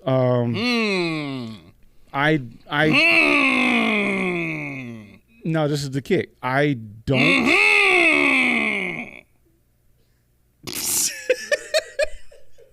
I'm just saying, bro. I did talk about this not that long ago. Go ahead. Well, no, Go ahead. I don't glean too much into it, only because James Cook, he dropped one of his passes in like the first day of OTAs. Uh-oh. Yeah, that's how the media took it. But I've seen many clips where he caught balls. I've seen many clips. Shut up. We're trying to get through this here. I've seen. You should. Yeah, he's sharp today. You catching everything? No, you missed like 2. You did. You missed. Yeah. Okay. You catching everything, huh? Yeah. That's a pause moment in itself. Oh, it is. You didn't catch that one, did you? Oh, it is. You didn't see that coming. No, I was gonna say I don't think James Cook is. I'm not saying that he's in any way, shape, or form. Sam Martin is on my cut list. Roy says Sam Martin on your fallen list. Sam Martin is not on my followers list only because I just put Jack Browning as the riser, and the only thing you can do when you got Jack Browning as a riser is cut Sam Martin. So, yeah. Off the cuff, yes, he is. Let's see, James Cook. The reason why I say that is because I want to see him develop chemistry with Josh, and if you're dropping any kind of passes, Josh is going to fall away from throwing you the ball, which is what we want to see to make the offense run. I don't think he's going to be any way, shape, or form in jeopardy of losing his starting job. Ray Davis isn't it, and Ty Johnson isn't it. So we did talk about that in depth. Saying that confidently, but you got James Cook on the list. Yeah, like I said, when I say fallers, I don't think he's going to fall in a depth chart. I think the confidence and the trajectory of his progression fell off. But see that's my thing is like. The way that they utilized him, they already didn't value, and I'm not going to rehash this whole thing, I promise. Yeah. But just my main point was, if they already didn't value him to that degree, and then they solidified Ty Johnson, his contract for the future, and now they draft Ray Davis, who is a really, really good between the tackles runner with good contact balance. I mean, to me, that looks more like the type of runner they need for this offense. Unless they're going to go back to what they were doing under Brian Daboll and running more of a, Air Coryell. We'll see. I mean, you look at what Brady did. Brady really force-fed the ball to James Cook after he took over the helm at offensive coordinator. So I don't know. Yeah, and that's another thing. That's another reason why I'm a faller, because I think you need to catch everything. And I don't know what he's dropped. I just know about the first pass that everybody raves about. He dropped one. It went high and off his hands. Whatever. When I see it in OT, or when I see it in training camp, when I see it in preseason, then I'll start to worry. Because I know, like I said, James Cook had one drop in college. Ray Davis is okay at receiving, but he's also just as bad a pass blocker as James Cook is, and a heavier body. So, if there's a one up, it's going to be James Cook's his experience already. We'll see. I'm not gonna do this to Lindsay, because I hate hearing this done to other people, like on the radio and stuff. I hear this a lot on the radio. Mm-hmm. She says, I can see Baz getting cut if struggles continue. And the first thought in my mind was, who can we replace him with? But the way it usually gets said on radio is, well, okay, well, you cut him. Who are you going to put in his place? As if to challenge the person saying that. Mm-hmm. Like, I like to think of it from the perspective of, I mean, there's other guys out there, right? Million guys. I mean, let's. They had McNulty at camp, so they had Alex McNulty at camp, so there's a million guys. Kicker from UB. He was he all-time scoring leader in the MAC or whatever? What do you think is going on with Tyler Bass? Is it confidence? Is it technique? I don't know. I think it might be his first year. But see, Tyler Bass is a distance kicker. I ran his numbers for 22 and 23. 22, he was still good, but he's better the further out he is. It's the accuracy. I don't have any metrics that show what whether you get from a right hash more to left hash more is down the center. But I think he has more of a propensity to pull it to the left. So so he probably is a better kicker from the right hash. Problem with that is you don't always get to pick from that, pick what hash you're kicking from. So no, I do breathe some kind of belief that the holder matters. And Sam Martin wasn't good. We had Matt Hawk, and that's why I think Jack Browning is actually going to be something, because if you look at what he did when he had him holding the ball, Bass was pretty good, but he was missing from closer range. Inside the 40, believe it or not, is kind of his Achilles heel. Well, see, when he came onto the team, I think it made a lot more sense back then, because we drafted him in 2019? Yeah, that makes sense. 2019, 2020? I think it was 2019. Because when I remember, when they drafted him, and I'm thinking kicker, and then with the way the offense, what year was it? I got to hold on 1 second. It was 2020. Okay, so 2020. So that was the breakout year, but to me it made sense to get him there, because the way that the team had performed the year previous, they struggled to get inside the 20. Mm-hmm. You know what I'm saying? Mm-hmm. So you get yourself a distance kicker so that you kind of balance yourself out. We can still get 3 even if we don't. You know what I mean? It just so happened that Josh Allen had his best year that year, and they didn't need Tyler Bass as much as they thought they would. But man, I just, because they even mentioned in OTAs how he's missing from 35, but he's hitting 50. Inside 40. He's just I don't know what I think what it is with him. He was never accurate, if that makes sense. He was a power guy, like he puts it in there. Right. But when you have a power guy, you ignore the other stuff. Right. You're like, oh man, he hit from 58, but he missed from 35. Don't worry about that. He hit from 58. But you realize when did they move the kick back to man, that would have been between 7 and 10 years ago. Oh, was that long ago? Yeah. Okay. I would say because he wasn't very good at extra point kicks. But nobody was actually. Like even back in college, you mean? No. Oh, just here. Yeah, here. Yeah, once you got here. Yeah. Okay. So I'm gonna ask you this, and I'm gonna ask the chat this too. Which type of kicker then do you think benefits this year's team most? Accurate. So they do need an accurate kicker. Accurate kicker, and punter too. Because like I said, when we got Ariza, I'm like, everybody's a punt guy. Yeah, I'm like, what do we need him for? Josh Allen's never going to give you a kick at the 50-yard line. So by virtue of that, he didn't have the hang time. He didn't have the accuracy to kick it into the coffin corner. He kicked the ball out of the stadium. That doesn't do me any good when you're getting to the 40, to the 40 of your side or whatever. Right. 40 between 40 and 50. So the best you're going to get is a 60-yard kick, and that's into the end zone. I always wanted somebody that was going to get you. Like I say, I rave about the kickers' hang time when they're under punts. I rave about the accuracy, because you got to give your guys time to get downfield. You got to give your guys time to cover that, get a kick. You don't want them to start with good field position. Right. So I think with Josh Allen and offense, we're not going to have too many distance kickers or punts. You want guys that's going to pin them deep, and you want guys that can nail it from inside the 30-yard line. Okay. All right. Chad, what do you think? Accurate kicker, distance kicker? Let me know what you think. What do you think? Lindsay says, I give Bass till week 6. What do I think? Yeah. Honestly, I think distance kicker, man. I would put – well, yeah, because I'm thinking about, like, end-of-game situations where you got to get to the 50. Or not the 50. You got to get to the 45. You know what I'm saying? And attempt a long – like, I would rather have a guy that – I have a shot at that point to win it in the last minute if I could just get to the 45 and my guy can hit a 60-yard field goal. You know what I'm saying? Well, yeah, if you're getting near, then that's best. But I mean, how many of those are there? That's my thing. How many opportunities do you get for that?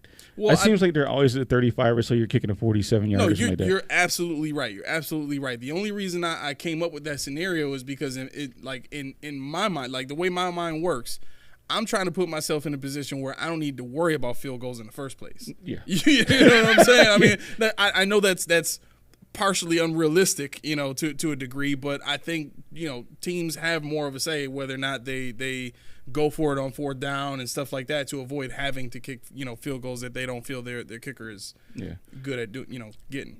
Yeah, I was going to say, to answer your question to Lindsay that you didn't ask, the only two available are Brendan McManus and Randy Bullock. Brandon McManus from Washington and Bullock from the Giants. McManus was a $2 million kicker last year, and Bullock was a $1.16 million kicker. Both are over 32, where Bullock's almost 35. So, I mean, kickers, whatever. They can go to 50 if they wanted to. But McManus is another distance kicker, though. I mean, you'd be getting the same guy pretty much. Bullock, right. I don't remember much about him. Who, Bullock? Yeah, Randy Bullock. Yeah, because he played for the Giants, so he didn't get a lot of opportunities. Lindsay says, I give Bass till week 6. If he misses at least 3 field goals in that time frame, he's getting cut. Remember Grammatica in 2003 got cut by week 6.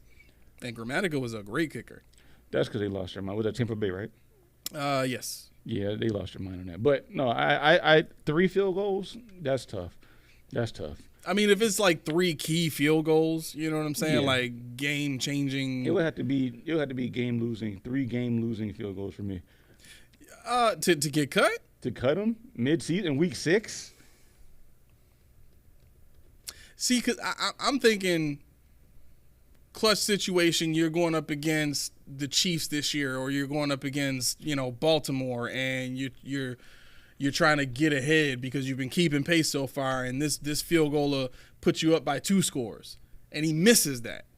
Like, I don't know, man. You give me 2 or 3 of those, like, I might have to get somebody else in the building, man. Well, I mean, not cut them, though. You want to get somebody in. Oh, yeah, no. I'd be cut. What if they're worse? I would find a guy that isn't worse. How? How you know he's not worse when you bring him in? Like I said, like we talked about. We'll use James Cook as an example. Well, Bass is a distance kicker, right? So at that point, if you notice the trend of the season is you running into those situations, you go and get a guy that can make those kicks. Yeah, but you got to make sure you can work with Browning or Martin, because they put a lot of thought into that. They got to work with them. Why? Just hold the ball. If that was a problem, we wouldn't have had Matt Hatt back on the team. We wouldn't have to worry about Sam Martin. They brought these guys in because Sam Martin can't hold the ball. They didn't want Hack to be. No, I get that, but like what I'm saying is how much does the chemistry between the guy holding the ball and the guy kicking the ball matter? Like, just catch the ball and hold it. Well, by how they talk, it matters a lot. That's how they talk. It matters a lot. I'm not a kicker. I can't even get the ball off the ground when I kick it. It just slides across the grass. I kick it hard, but I kicked the field goal at the stadium before. Did you really? I did. Did you do it like Blanda, straight on? Or did you line up? Actually, yes, I did. Straight on. Yeah. I didn't come from did I? No, a slight angle, but it was mostly straight on. I always wanted to kick a field goal. I always wanted to. I hit it from the 15 somewhere, 15 or 20 somewhere 25 around yards. That's not bad. That's good. Yeah. It was okay. It was okay. Really it didn't go that high, but that's all right. It went over the crossbar. Yeah, it did. That's all you need. Right. Laura says the Mafia is already mad at Bass. They will call for his head if he starts going left. I agree with that. I think I agree with it, but if it's just key moments in the game, it don't have to be game losing field goals. I think if he just misses key kicks in key moments of the games, man, they gonna want that guy out of there so fast it's not even funny. I mean, I agree with it. However, my thought process is they obviously told you they put a lot of stock in the holder kicker relationship, and it goes as far as even the long snapper. Why can't anybody besides Reed Ferguson be a long snapper? Because evidently there's some kind of something to go long snapping and holder to the kickers. It's a chain. Because Reed Ferguson, what has he done for the Bills ever? Does he have a stat for the Bills besides long snap? I don't think so. He's a tight end. Does anybody know that? He might have a pancake. He might. He can't. Why? Because he can't block. He's not allowed to block. Who's he pancaking? Because they can't line up over him in the guard. The twos to the side are going to flank him. Yeah, but once he snap, what does he do when he snaps the ball? Just get out the way. Basically, by the time you snap the ball, you just stand up because it happens too fast.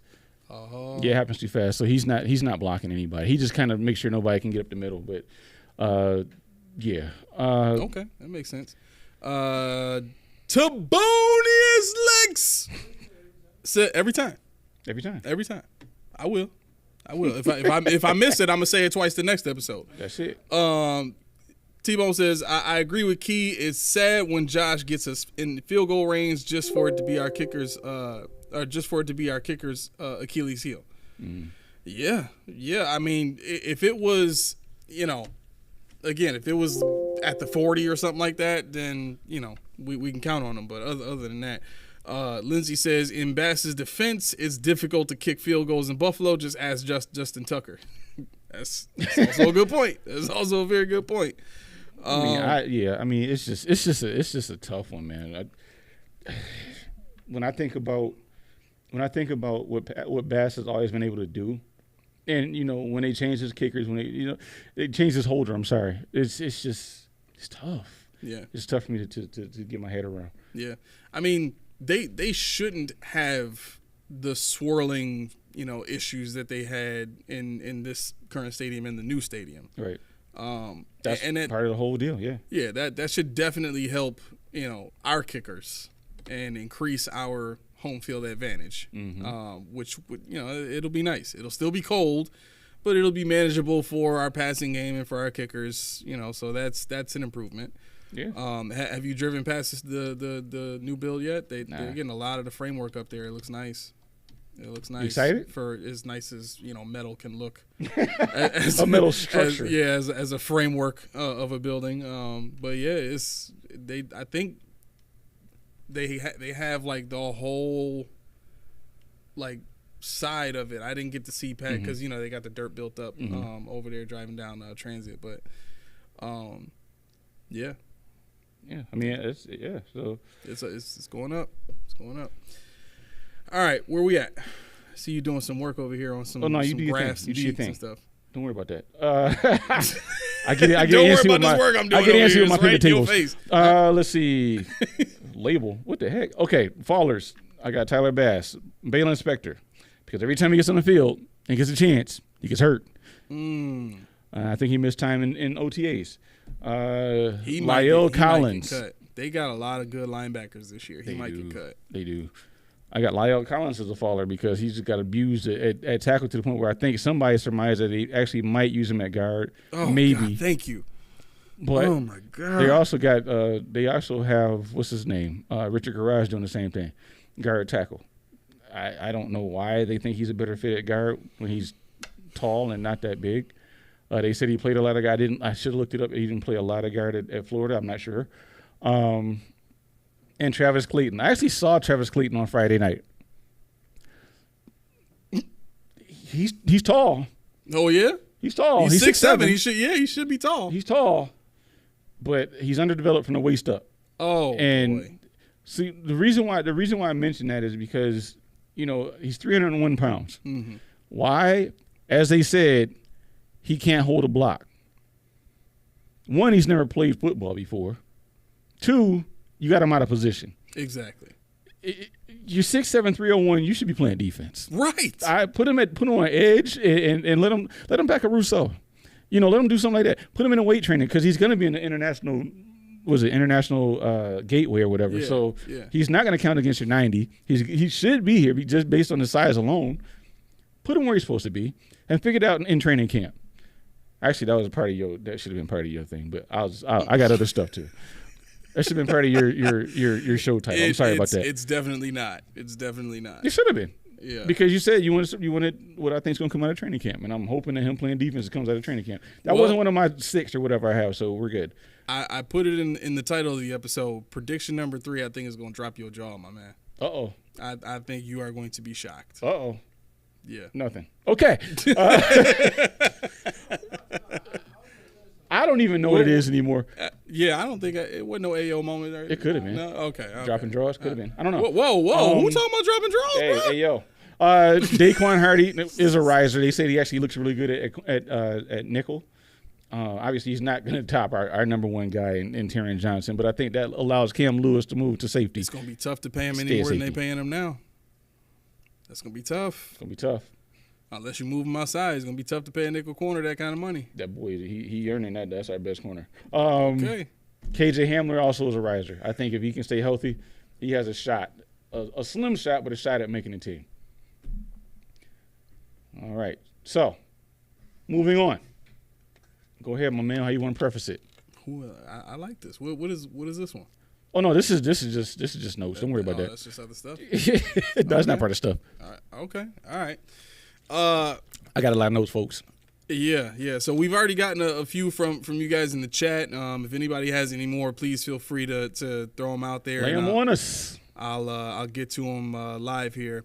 Your predictions for training camp in 2024. What do you expect to see in training camp? What do you expect to play out in training camp? What are some outcomes for players or for the team in general that you have to be at least 95% sure that this is going to happen. For these, I'm at about 98% sure. Okay, I didn't put a percentile on it, but okay, I can probably do that. Yeah, I'd say 98 because I like to leave a little bit of room for if I'm wrong. I'm okay with being wrong as long as I'm right. Understood. All right, so prediction number 1. The defense will certainly be more aggressive. Okay. I think you are going to see, even in zone, I think you're going to see tighter coverages at the line of scrimmage. I'm talking about press. You can press in zone a little bit. I think you're going to see more than just your typical A gap blitz. I think it's not gonna slide over to being primarily nickel blitz all over the place either. I think you're gonna see some more exotic blitzes from this team. I think they're gonna have to do that this year, and I think Bobby Babbage knows that. I think the nature that he's bringing to that defense, the energy and kind of the attacking nature that they conduct the practices with, I think that rubs off on the players. I think the players are going to be excited to, execute a much more aggressive defense with more exotic blitzes. So I expect to see more aggression in that sense coming out of training camp and going into week 1 of the season. Prediction number 2. I think we're going to see more man coverage than we've ever seen before. I think when you look at the prospect of having Elam win out a spot, and even if he doesn't win out a spot, Rasul Douglas being a number 1 corner, he can play man and zone just as well. I'd say almost just as well. He's a better zone corner, but he can definitely play man. He's not a man press guy. He doesn't have that kind of athleticism, but with his skill set and him starting off as a nickel corner in the league, I think he's got the ability to really play some good man coverage. I think part of the reason why Benford, and part of it is him being hurt, but I think part of the reason that Benford's stock has fallen a little bit has been, partially that. It's been the introduction of a little bit more man coverage here and there, as far as what they've done in OTAs so far. So I really, really, really, truly believe we're going to see some more man coverages called during games in 2024. So you guys let me know if you agree or disagree with that. Now, you ready for this one? Mm-hmm. All right. Prediction number 3. I'm leaning up. Go ahead. Sean McDermott will make better crunch time decisions in 2024. No, that's not even that's just for the season, right? I think part of his practice is going to be. See, this is the thing. I don't think he's ready to give up play calling duties. I don't know if I want him to. After hearing what they have to say about Babbage, I don't know if I want him to. What do you mean? Babbage is such a developmental guy, not for himself, but for the players. He's such a developmental guy in that regard. He's such a juice-laden guy, like they say. Somebody that will demand the most out of people. I like him having his hands in the development. And if he can work hand-in-hand with McDermott and develop himself in play calling while still putting his hands on the development of the defense, a young defense. Nah, he won't. You're right. I think you're right. With all that, I mean, I kind of already had a feeling anyway that he wasn't going to get it as a first-year defensive coordinator under Sean McDermott, who was already calling the plays. So you're right. I mean, I wouldn't mind it, but I think what I've heard from defensive players is that he's really motivational and that he's really demanding them do their best and they want to give him the best. And a lot of what he does is he juices them up. And if you got somebody that can do that and can relay McDermott's, his defense, and McDermott can call plays, and I know this guy can develop them to run the plays better than I thought they could last year, I'm okay with it. I just don't want McDermott to have his hands in the development and the player personnel and all that. No. You can say I want that guy to play, fine, but I wholeheartedly believe in Babbage to be the intermediary that will get the guys ready to play. Yeah, and that's good. For this year, I'm actually okay with that. Yeah, you know what I mean. I don't want to put too much on his plate, like right, exactly. I want a defensive coordinator to be able to do both. Mm-hmm. For sure.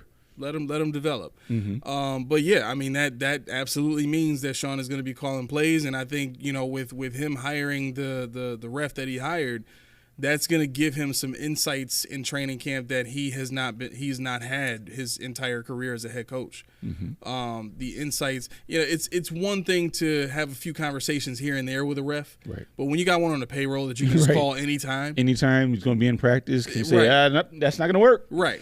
And he can even give you hey, listen, most refs are looking for this on this type of play. Most refs, you know what I'm saying? Like that's huge, absolutely valuable information right there. And that was a beautiful hire. I mean, that was a great hire by McDermott and crew. Yeah. So yeah, I mean that's I expected a much more shocking reaction from you, but that's my prediction. I'm glad I disappointed. No, you clenched your butt cheeks a little too hard on that one. I did. I was ready to say I'm leaning back because it's trash, but it was good. I liked it. I liked it a lot, and I'm just trying to run up real quick because I want to know in 2023. I think we did this, but I just need to do it again. I need to do it again. What's that? I know. While we do that, while we don't do that, well, I want to know where they ranked in penalties last year, and I know I said it before, I just forgot. Okay. Because I want to contrast versus what we should expect in this season coming up. Never mind. I'll do it later. Where would they have that? They have it on here. Are you on the splits? No. I can pull. Actually, you know what? I can pull it, but it's gonna take a little bit of toggling, so forget it. I'll do it later. So you want me to get to a few comments while you do that? Actually, yeah, if you want to do that. All right, yeah. So Roy says Shakir will prove to be our best wide receiver. I 100% agree. I think he, in the truest sense, for where he is as a player, I think he already is. I think Claypool's athleticism and his skill set make him good. But, man, there's something about Shakir's size and speed combination and his ability to run routes and playing the position that he's played. Like, he's just the acrobatic catches and all that stuff. You know what I'm saying? It's like you don't see too many players coming into the league for the Bills that are making those types of plays and catches and stuff like that and have the confidence to even attempt some of that stuff. You know what I'm saying? Yeah. It's just it's something we don't typically see. So yeah, I 100% agree with that. I think he is. We had the seventh most penalties last year. Seventh most penalties last year. Wow. Yeah, and we were only 18 behind number one. So we had the Jets in front of us, Cleveland, Dallas, Houston, Seattle, and Tennessee. Mm-hmm. So four playoff teams. Yep. Okay. So I'm interested in seeing what because I can actually delve deeper in this. I'm not right because that's going to take some work. But what kind of penalties we got? But I can tell you, with a ref on the payroll, that better come down dramatically. Yeah. Especially with the talent we have. Not saying they're bad, but they don't have the talent to mask deficiencies and errors like they did before. Okay. Lindsay says, fact. If defense can stay healthy, especially towards the end of season, we will return to AFC Championship game. That's my prediction for 2024 season. Steve says McDermott will choke in big moments. McDermott will McDermott and can't wait for his firing. I mean, I hope I hope it doesn't turn out that way, but based on his track record, I can't argue with that. That's what it's been. Laura says McD did seem to change some last season, especially since his head was on the chopping block. He got more aggressive and had fewer bum game day calls. Now with Perry, I think it will be even better. Yeah, I think that, and he needs to make sure he has somebody in his ear for game day decisions, analytic-minded guys. Yeah. That are not afraid to say that was stupid. We're not doing that. We're doing this. And if you don't want to do this, I didn't tell you that. I don't know how many guys there are like that on the payroll. But they're not on the payroll, and they won't because McDermott can't deal with that. I was just going to say, like, Perry is not going to say any of that. No, that's not his wheelhouse. I mean, I'm talking about I want a stat geek. You know, somebody that can bang it out and say, statistically speaking, if you're 3rd and 6 and this is what we do, you run, or attack that guy, attack this guy, and that's what you want. That's really where you want it to be. Their analytics department is like other employees' nephews and godsons and stuff. I'm kidding. It's not actually what it is. It may be. I don't know who's on the team, but they haven't done well so far because Perry's made his job to be don't challenge that. Right. Because 9 for 29, don't challenge that. Just bring that down a little bit. Right. Because that's egregiously bad. He's, like I said, he's number 2 from the bottom in challenges for his career. See, that's what I thought we were getting. Lindsay says we need that stat guy in Moneyball. That's what I thought we were getting when they talked about a robust analytics department. I like the word robust. Robust analytics. It just sounds real important when you say that. They talked so much stuff about this analytics department that they were going to have and how it's going to contribute to everything that they do, in the building and outside of the like. Where are we seeing the advantage of this investment monetarily? Well, you got to use it. That's the thing. You got to use it. I don't know. That's the thing. We've learned a lot about McDermott and using his resources. So I don't know if they're giving him good advice. And he's like, I don't like that. Or if he's saying, I'm going with what they're telling me and it's just not working. I would probably go with the former and say he just vetoes a lot of stuff that they say. But I mean, for me, you're looking at the 13 seconds game. Right. Analytically speaking, the only play that we looked at in that game that shouldn't have happened was the Kelsey catch, because that was backyard football. There was no play called, and the ball was going to nobody else but Kelsey. Right.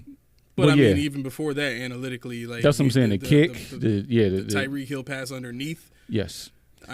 It's just that's what I'm saying. Yeah, that's what I mean. Like the kick and stuff like that. Everything else, yes, but that the Kelsey play, it's hard to figure that out because they didn't know they were going to do that. That right. Right. So yeah, you're right, and I don't know if McDermott's going to listen to his staff. I think this year he's going to do things he didn't do before. Mm-hmm. And I hope he does, because I don't, like I said about, James Cook, and we talked about other guys, and the kicker, Bass. I don't really want to know what else is out there when it could be much worse.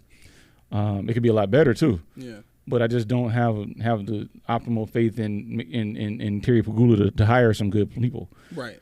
And all of that is just because of the relationship that he has with Sean. I mean, everything that I've heard about that relationship is Sean is like a son to the man. Mm-hmm. You know what I mean? Like, they are that close. They both are men of faith, and they talk about that a lot with each other, and especially with what Terry's been going through with his family, and it's something that they're just close. They're just super close. Yeah, you get rid of McDermott, you're getting rid of Bean too. So who's hiring a coach?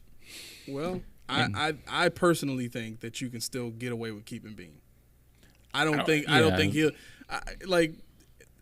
it'll be something that affects the friendship between him and Sean. No, my thing is, I just don't know if he's going to keep Bean. That's my thing. I would keep Bean. Yeah. But if he cleaned house, I think he would get rid of Bean and McDermott. But see, he also was the guy that wanted Rex Ryan when they told him no. So you hire based on what? Are you trying to go to antithesis of the last guy every time? Well, no, and I get why he wanted Rex. Like, he was a businessman. Well, he still is, but that's a business decision hiring Rex Ryan. You just got off of who? Doug Marrone, and Doug Marrone is boring, rigid, closed. Basically kept his door shut in a sense. You know what I'm saying? He wasn't open with the media. Like, that kind of stuff doesn't sell tickets. Right. You know what I'm saying? So, for sure. Right. So what you do is you go get a show. You go get a talker. You get a guy who can entertain the media and create buzz and get big time players here because he's a big name. And now all of a sudden you got money flowing in and stuff like that. So that it was a business hire. It made sense, but at the same time it didn't make sense, but because of the competition and what the competition said they were going to do. So I think that's my thing. Like, are you thinking about money wise? Because if I had to hear Sean McDermott's his little giggle again, which I'm gonna hear, it's weird and it's off-putting. I don't know why he giggles like that, but I don't care. How's it go? That's how you laugh. It's not even real. Who says hey?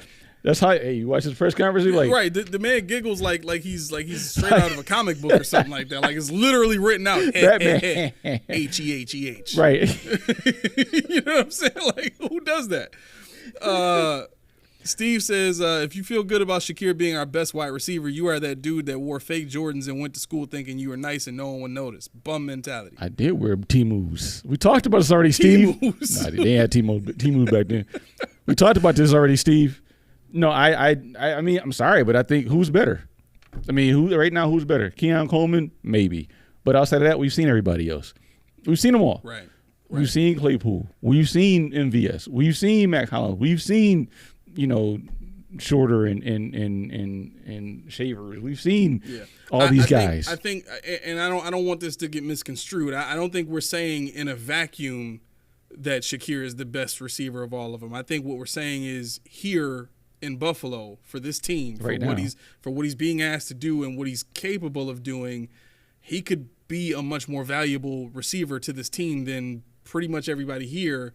Not named Keon Coleman. And the only reason I don't think we're saying Keon Coleman right now is because he's a rookie and we haven't seen what he can do in an actual game. Right. But yeah, I mean, I think it's obvious, Chase Claypool's size and speed and athleticism and all that and what he was able to do for the Steelers puts him ahead of Shakir for sure. Because and that was 5 years ago? Right. That's what I'm saying. So I think if we go into preseason and we're seeing those types of plays from Claypool, then we can say, yeah, okay, Claypool's back. He's who he's always been, and he's now the best receiver on the team, bar none. Because in that case, MVS gets cut and Claypool's a starter. That's the hope. That would be my hope. That is the hope. Yeah. Him and Coleman on the field would be amazing. 6'4", 6'4", and Shakir in the middle, eat it up. Claypool's your speed guy. Oh yes, I'd take that all day. And Shakir eating it up in the middle. Him and Kincaid. Right. Yes, I would take that all day long. Ooh. Yeah. We talking about some real guns there. Yeah, you throw in a little bit of that Samuel action. You know what I'm saying? Chef's kiss. Chef's kiss. Let's see. Yeah, Steve said Bean can stay. It's better to have Bean fire McDermott. That would be much more savage, and I can't. Of course, it's got to be an agenda behind that. It's an agenda behind it. I'm thinking he's just agreeing. He's no, like, no, I know I want to slit the throat of McDermott like, on the spot and watch him bleed out. I'm like, yeah, here it goes. Laura says, I don't know why Shakir can't have a glow up. Wouldn't this be the year if he's going to pop? I wouldn't rule it out. No, I think this is the year. I think year 3. Year 3, yep. Yeah, right. Most receivers that don't come into the league and pop immediately are legit by year 3. Davante Adams was that guy for sure. Who else was like that? Greg Jennings was like that. Jordy Nelson came in and he was just great right away. Who else? There's a couple guys. I mean, you don't. If you don't have a Stephon Diggs or somebody like that next to you, it's going to take a little bit of time. Right. But also they didn't give him a chance, like Shakir or not Shakir, like Elam. They didn't give him a chance. So what do you expect? You got to learn as you go, and they're not letting him go. So you learn in practice. He didn't practice hard enough. Who cares about that? Some guys never practice hard enough. Right. But they play hard enough. Kyrie Elam. Like you said, you gotta have somebody who's gonna play man. Kyrie Elam. Yeah. So I think the fact that he's getting the reps in practice, I think the fact that one of Christian Benford or Rasul Douglas have been down most of the offerings really helped him out, helped him to gain his experience, gain his confidence, because he has the talent to play. And when we drafted him, I knew he was a rookie or a project. He wasn't a day one starter. We already knew that, and I don't know why they took him that high when he was a third round projection, but they panicked. But for me, I have. Okay, they're gonna kill me for this. Oof. Wait, real quick, Lindsay coming with some heat. She said, "I would rather have an 85 Bears or 2000 Ravens type defense to be able to stuff elite offenses than a shiny offense." She put shiny in quotes. Than a shiny offense who struggle to enter the playoffs like Miami Dolphins. Defense wins championships. I'm keeping my mouth shut because I don't want to go over, because I like defense, but I don't know if it wins anymore. No, I don't know. I mean, you got to score points. That's the name of the game. Like they don't. The closest thing that we've seen to date to the 2000 Ravens and 85 Bears was the Ravens defense last year. Mm-hmm. That's the closest thing we saw in terms. The Ravens defense last year, Jets defense before that, the year before, like those are the closest we've come to that elite, shut down defense where you just can't move the ball, run or pass. You know what I mean? Last year the Jets, you could run on them. Last year, but the year before that, you just couldn't do anything with that defense. Yeah, you got to remember too, the Ravens ranked 4th in points. Right. 4th in scoring. So even though they had a dominant defense, that they were 4th, and they were 1st against the opposing offenses. They were the number 1 defense in terms of points given up.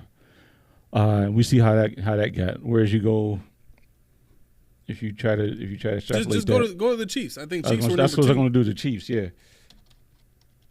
I think Chiefs had the number 2 defense last year, but for them it was more in points. They were number 2, and they were 15th in offense.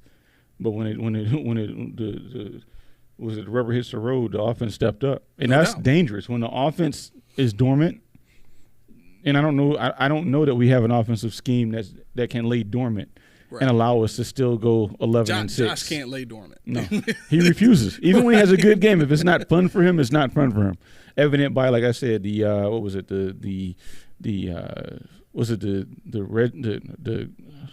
Washington Commanders, and was it the Raiders after that they had, like, he had a boring but very good games. Allen did? Yeah. The Raiders. What year is that? Last year. Hold on, I can look it up. No. We stomped the Raiders. I know, but he was boring. Remember, he went for like 350 yards and 4 touchdowns, but everything was short and quick. And he was like, "Yo, I got Player of the Week again." Remember, he said that. Oh. He got Player of the Week twice, and he was like, I don't think I did anything.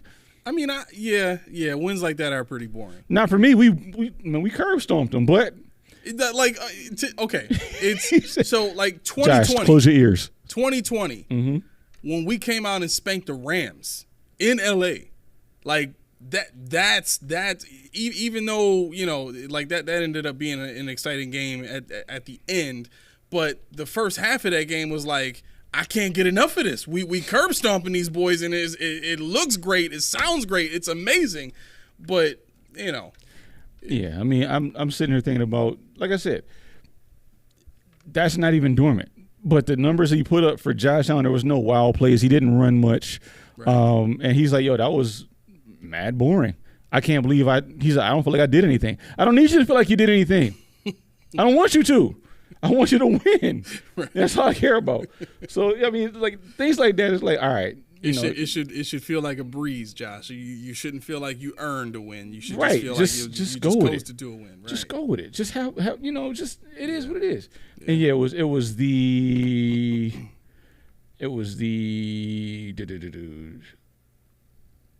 Miami and Jacksonville games. Yeah, 84% completions against Miami. No, it wasn't Jacksonville. It was Washington and Miami.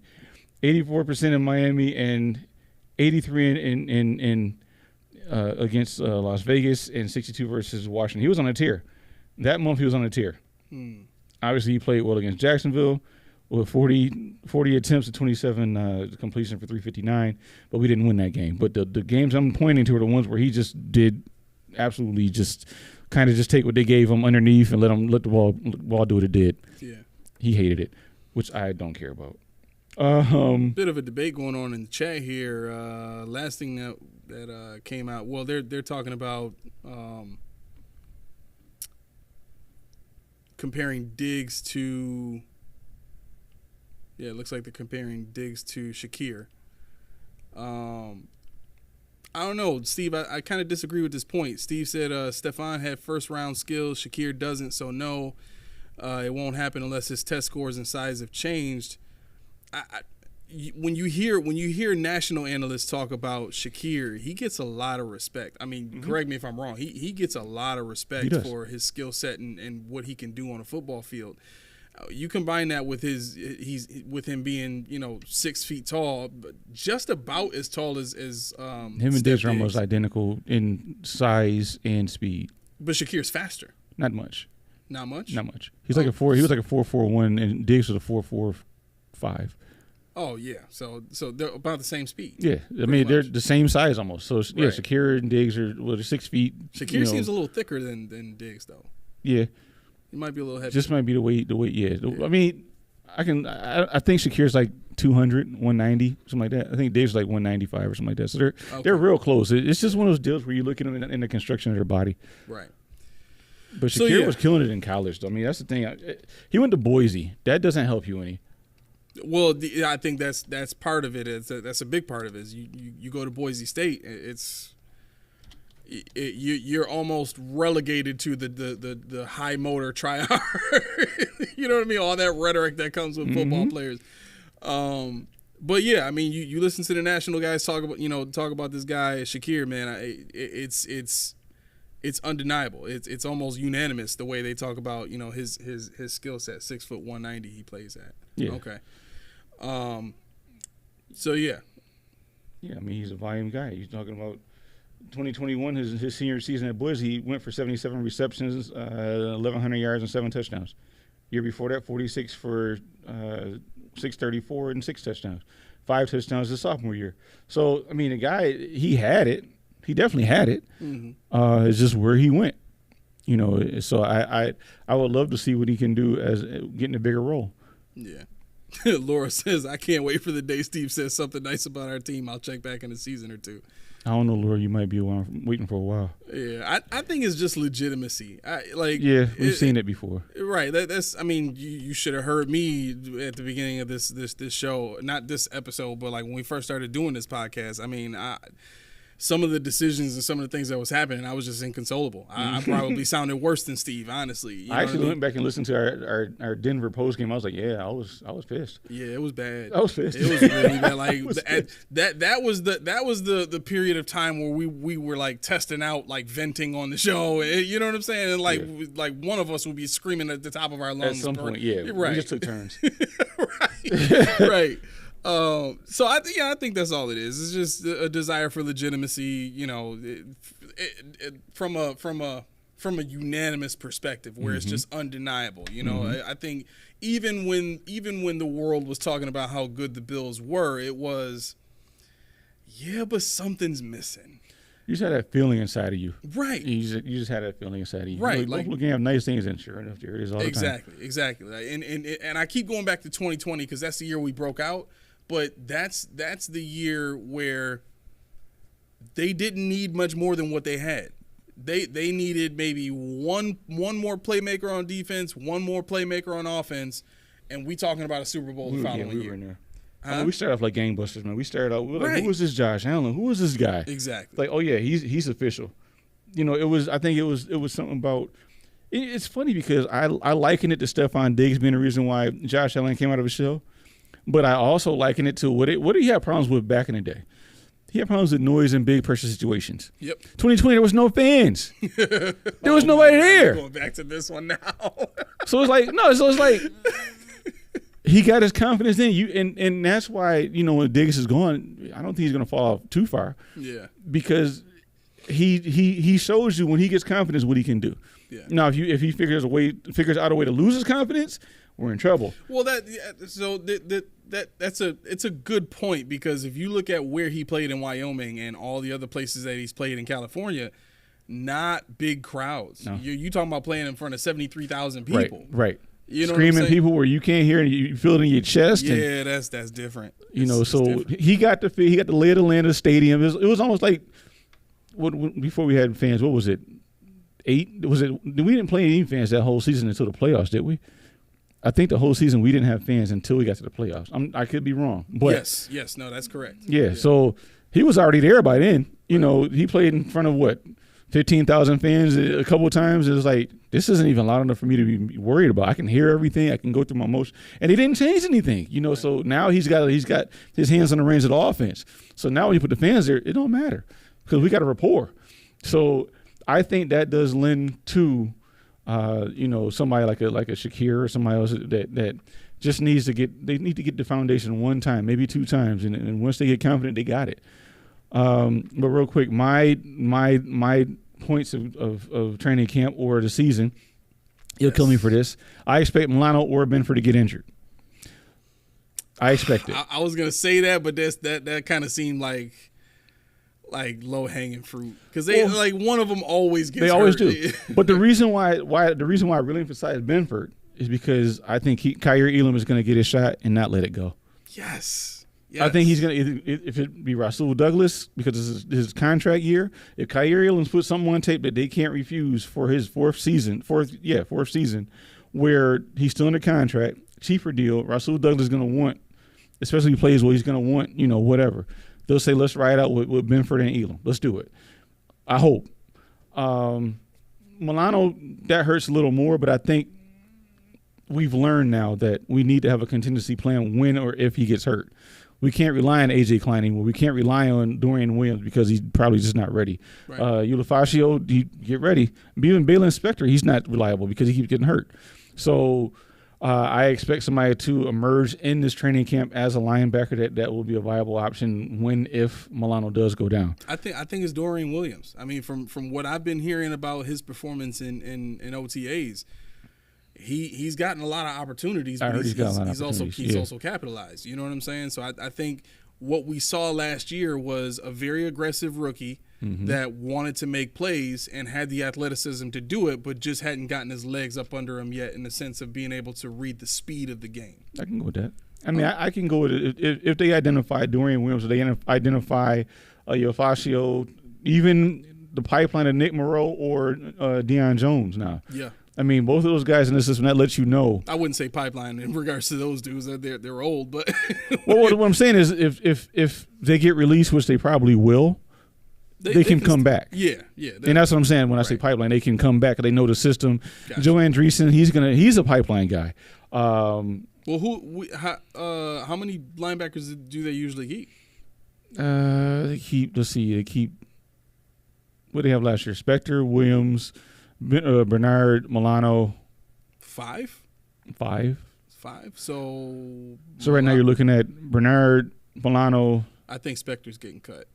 Possibly Uafacio, Dorian Williams. They're being kept. So that would give you 4, and then it would be down on Nick Moreau, Deion Jones, Balen Spector, and Shane Simon, which is the guy they picked up. All fighting for one spot. Oof. But that's a good problem to have. I mean, I guess for your 5th linebacker, I guess so. Yeah. Yeah. I mean, Deion Jones comes back on if he passed through waivers and we picked him up when we did, that means most teams are not looking at him. There may be a team that has a need in the 11th hour that will take him, but like I said, Nick Moreau, fine. Joe Andreessen, I can see him. He's kind of like a Balen Spector. He's physical. He's speedier. He can get to the point of attack, fearless. Obviously coming from UB, a smaller school, so that's you gotta skew that a little bit. Yeah. What else did I have? I had SVPG, Van Pran Granger, getting to play left guard at minimum this year. I think he's going to emerge.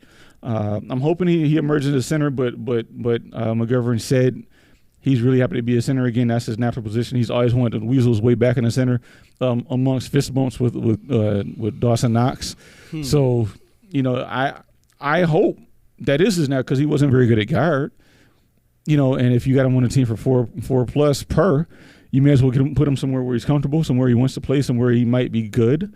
Okay. So leave him at center, and if need be, Van Pran Granger goes to guard. So you're saying give him a shot? Give him a shot. I think he's going to earn something. Who was it that somebody was telling me? Who was it? Oh, it was Rico. This was a couple of episodes ago. He was thinking Van Pran could make a good run at guard. Yeah, because it's an easy transition for a center to play guard. I mean, I don't know. I know, obviously they're close, but I don't know what the transition is. I never played offensive line. Too much terminology for me. I didn't get it. So I was like, no. Like we said, Claypool will get major play time. I think Claypool's going to come out of this thing. I think he's pretty much cemented himself in the top 6, and it's only upward from here because he has a talent, but they have to get off of that loyalty to MVS and Samuel and Mac Hollins, whoever else may be in the pecking order, and play the best players. Is it bad that I would be completely fine if they decided to cut Samuel at this point? Cut who? Samuel. Ooh, that's a hot take. You be okay with that? I at this, like right now. Yeah. Not knowing, but suspecting heavily the type of role that he's going to have here for the money he's making, yeah, I think I'd be okay with him getting cut. Because if all he's going to be here is a gadget dude and he's not going to be your number 2 receiver, then what are we really doing? Yeah. I already have Shakir to play the slot, so I don't need Samuel for that. I want Claypool to be my number 2 or quasi number 1 this year, whatever. Whatever. And I don't want Keon Coleman to come off of the field ever because I want him to get the experience to become the number 1. Yeah. You know what I'm saying? Yeah. I see. For me, it's MVS. I'm good with MVS being gone. That's the one I'm cool with. Samuel, you talked him up. You wanted him before you got him. You really had me looking at him sideways sometimes, but I could see what they could do with him. But like you said, that's a tough one because we're so loaded in the slot with Isabella. With that's Hamler. We got a bunch of the same type of dude. Yeah, all these slot guys. It's when your best receiver right now is a slot, you don't need another bunch of those. And my favorite hopeful, Cole Bishop takes over one of the safety spots. I need him to be a starter. I need him to be. I don't care if it's over. Actually, I'd rather it be over Taylor Rapp. But you do not want. Hold on. First of all, if I'm gonna just lob out into the air or the current of nice things that could possibly be said about Taylor Rapp, I will say, last year was his first year in the system, right? Mm-hmm. Typically, at safety in this defense, it's a little more complicated than just come in and play a typical safety role. Well, no, the reason why I want Cole Bishop to take over Taylor Rapp because I think that's his more natural position. Not that I don't want to see Cole. I don't think Cole Bishop has a way of starting early at free safety. I think it has to be deprogrammed and reprogrammed and everything he knows to play that position. The center field, he's never done that. The single high, that's not his gig. He's more the run stuffer, blitzer, tight end guy, which would be the strong safety. If you want him to play free because you just don't like Mike Evans at all or Mike Edwards at all, then we just have to rely on faith. We got to rely on faith and love on this one. I just think I'm not too down on Taylor Rapp. His contract allows him to be cut after this year, so why not just cut him now if you really wanted to? Mm-hmm. But we don't have the manpower back there. I mean, if you really want DeMar Hamlin to be a quasi-starter, if you're relying on Cam Lewis to be your free safety, I think they really screwed the pooch in drafting safeties there because you need that center fielder. You need them. Right. Especially with Mike Evans and Mike Edwards being on a 1-year contract. Right.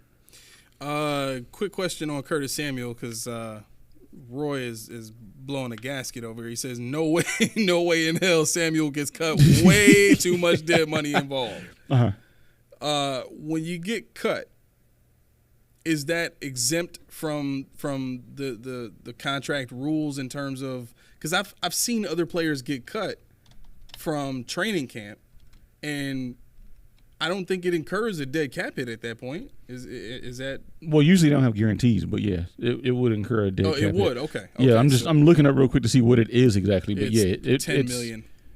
Is it 10? Yeah, it's $10 million. It would free up $14 million, but it's $10 million. That'd be tough.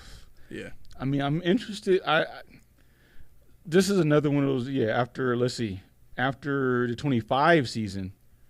Then it's easy. So essentially, it's a 2-year contract. Yeah, it's $13 million if you cut him now. Ugh. Yeah, no, he's gonna make it. He said, ugh. He's gonna make it. Just based on principle, just based on that. But the cap hit next year. See, the thing is, after this year's cap hit is 9.1, so it goes up dramatically after this year. If they don't cut him this year, I can't see him doing it next year.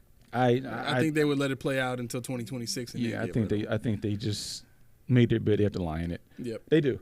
And this is another example of one of those "what are you doing" kind of contracts to me. Right. It's only $8 million. That's not even enough. It doesn't matter. You drafted somebody who's not good enough to take over Stephon Diggs. You drafted. You're paying $8 million for a guy that you want to start. Yep. Only because you don't have the money to draft to pay anybody else. And now you got guys on the team that can take his spot for cheaper. See, this is really what makes me believe. Because when I looked at this contract and when I looked at like the role that he's going to have now, I'm like, it doesn't make sense that they would bring him in to do all of this stuff when they planned on Keon Coleman coming in to play the X and Chase Claypool coming in to or whoever they decided to play that number 2 spot. You know what I'm saying? It's like I can't see them having planned to get rid of Stephon Diggs. Right. Based on the reports, it doesn't sound like that was something that was premeditated anyway. It just sounds like it's something spur of the moment. Definitely was. But for all of these dominoes to fall the way that they have, I can't see this being a plan that was well thought out and executed from the beginning of the moment where they left the playoffs. Right. You know what I'm saying? Mm-hmm. It's just like this hodgepodge of players that we just put together because now we're scrambling to make ends meet. Right. So, that to me is like when you look at the contract for Curtis Samuel and then you look at all the other guys they got and then you hear about the way that they they're trying to use Curtis Samuel, it's like none of it makes sense whatsoever. And it's not to say I don't want to see what Curtis Samuel could do here, but to me, the player and the contract stick out as the oddball. Mm-hmm. Everybody else fits in terms of what they want to do offensively, right? And then you add in what you just said as far as Andy Isabella's a good slot dude. The KJ Hamler is another great slot dude who I think is actually better than Andy Isabella. Oh yeah, for sure. You know what I'm saying? And then you got Shakir on top of all that. It's like you got enough gadget dudes already. KJ Hamler, when they signed him, I'm like, that's the gadget guy. Way better than Deontay Hardy. We're covered. We're good. Right, we're good. You know what I'm saying? He won't have to play that much. He comes in for 2 plays a game, and he's well worth whatever you're paying him because he's injured all the time anyway. Right. So Yeah, I think that's the only reason I'm saying, you know, Curtis Samuel, I could see him getting cut and I wouldn't be fazed by it because it schematically it just doesn't fit to me. It doesn't make sense. Didn't make sense. Right. So. Man, it's 8:30. Okay. Yeah, it's 8:32. I didn't realize it. But hey, I'm actually about to get fired, guys. So. So I might as well stay here. Let's talk for another hour. Another hour. Hey, you guys want to hear? No. All right, let's get it cracking. Here we go. Oh, no, that's the wrong song. I'm over here wasting time. Well, I was like, just for this moment. Just for this moment right here. All right, if you're hearing that music, that means it's time for us to run. We thank you, everybody who tuned in and spent this time with us. Listen, we are getting into the season where we're ready to do interviews. I've already got one lined up for maybe the end of the month, beginning of next month, somewhere within the next couple of weeks, or I'm sorry, within the next 2 to 3 weeks. We'll get that in for you. It's going to be live. And I got some other people that I'm in the process of contacting now. Let me know if there's anybody else that you guys want to hear from, anybody else that you want to see come on the show and you know, talk about some of the stuff you guys want to hear. But other than that, listen, social media links are in the description. Hit us up anytime you want. It's a simple click away for you to get in contact with us, or you can, you know, you can put a comment on YouTube there. So, all that being as it is, this has been the Post Podium Podcast, home of the all truth, no sodium takes. Laura says Carl Jones. Okay, all right. That's gonna be tough. He's on Channel 4 now. Big deal. Yeah, you're right. That's right, Lindsay. Go Bills. All right, so listen. Thank you very much for tuning in. I've been your co-host, Aramis. It's 40 Keys. And we out of here. Y'all have a great night. Deuces.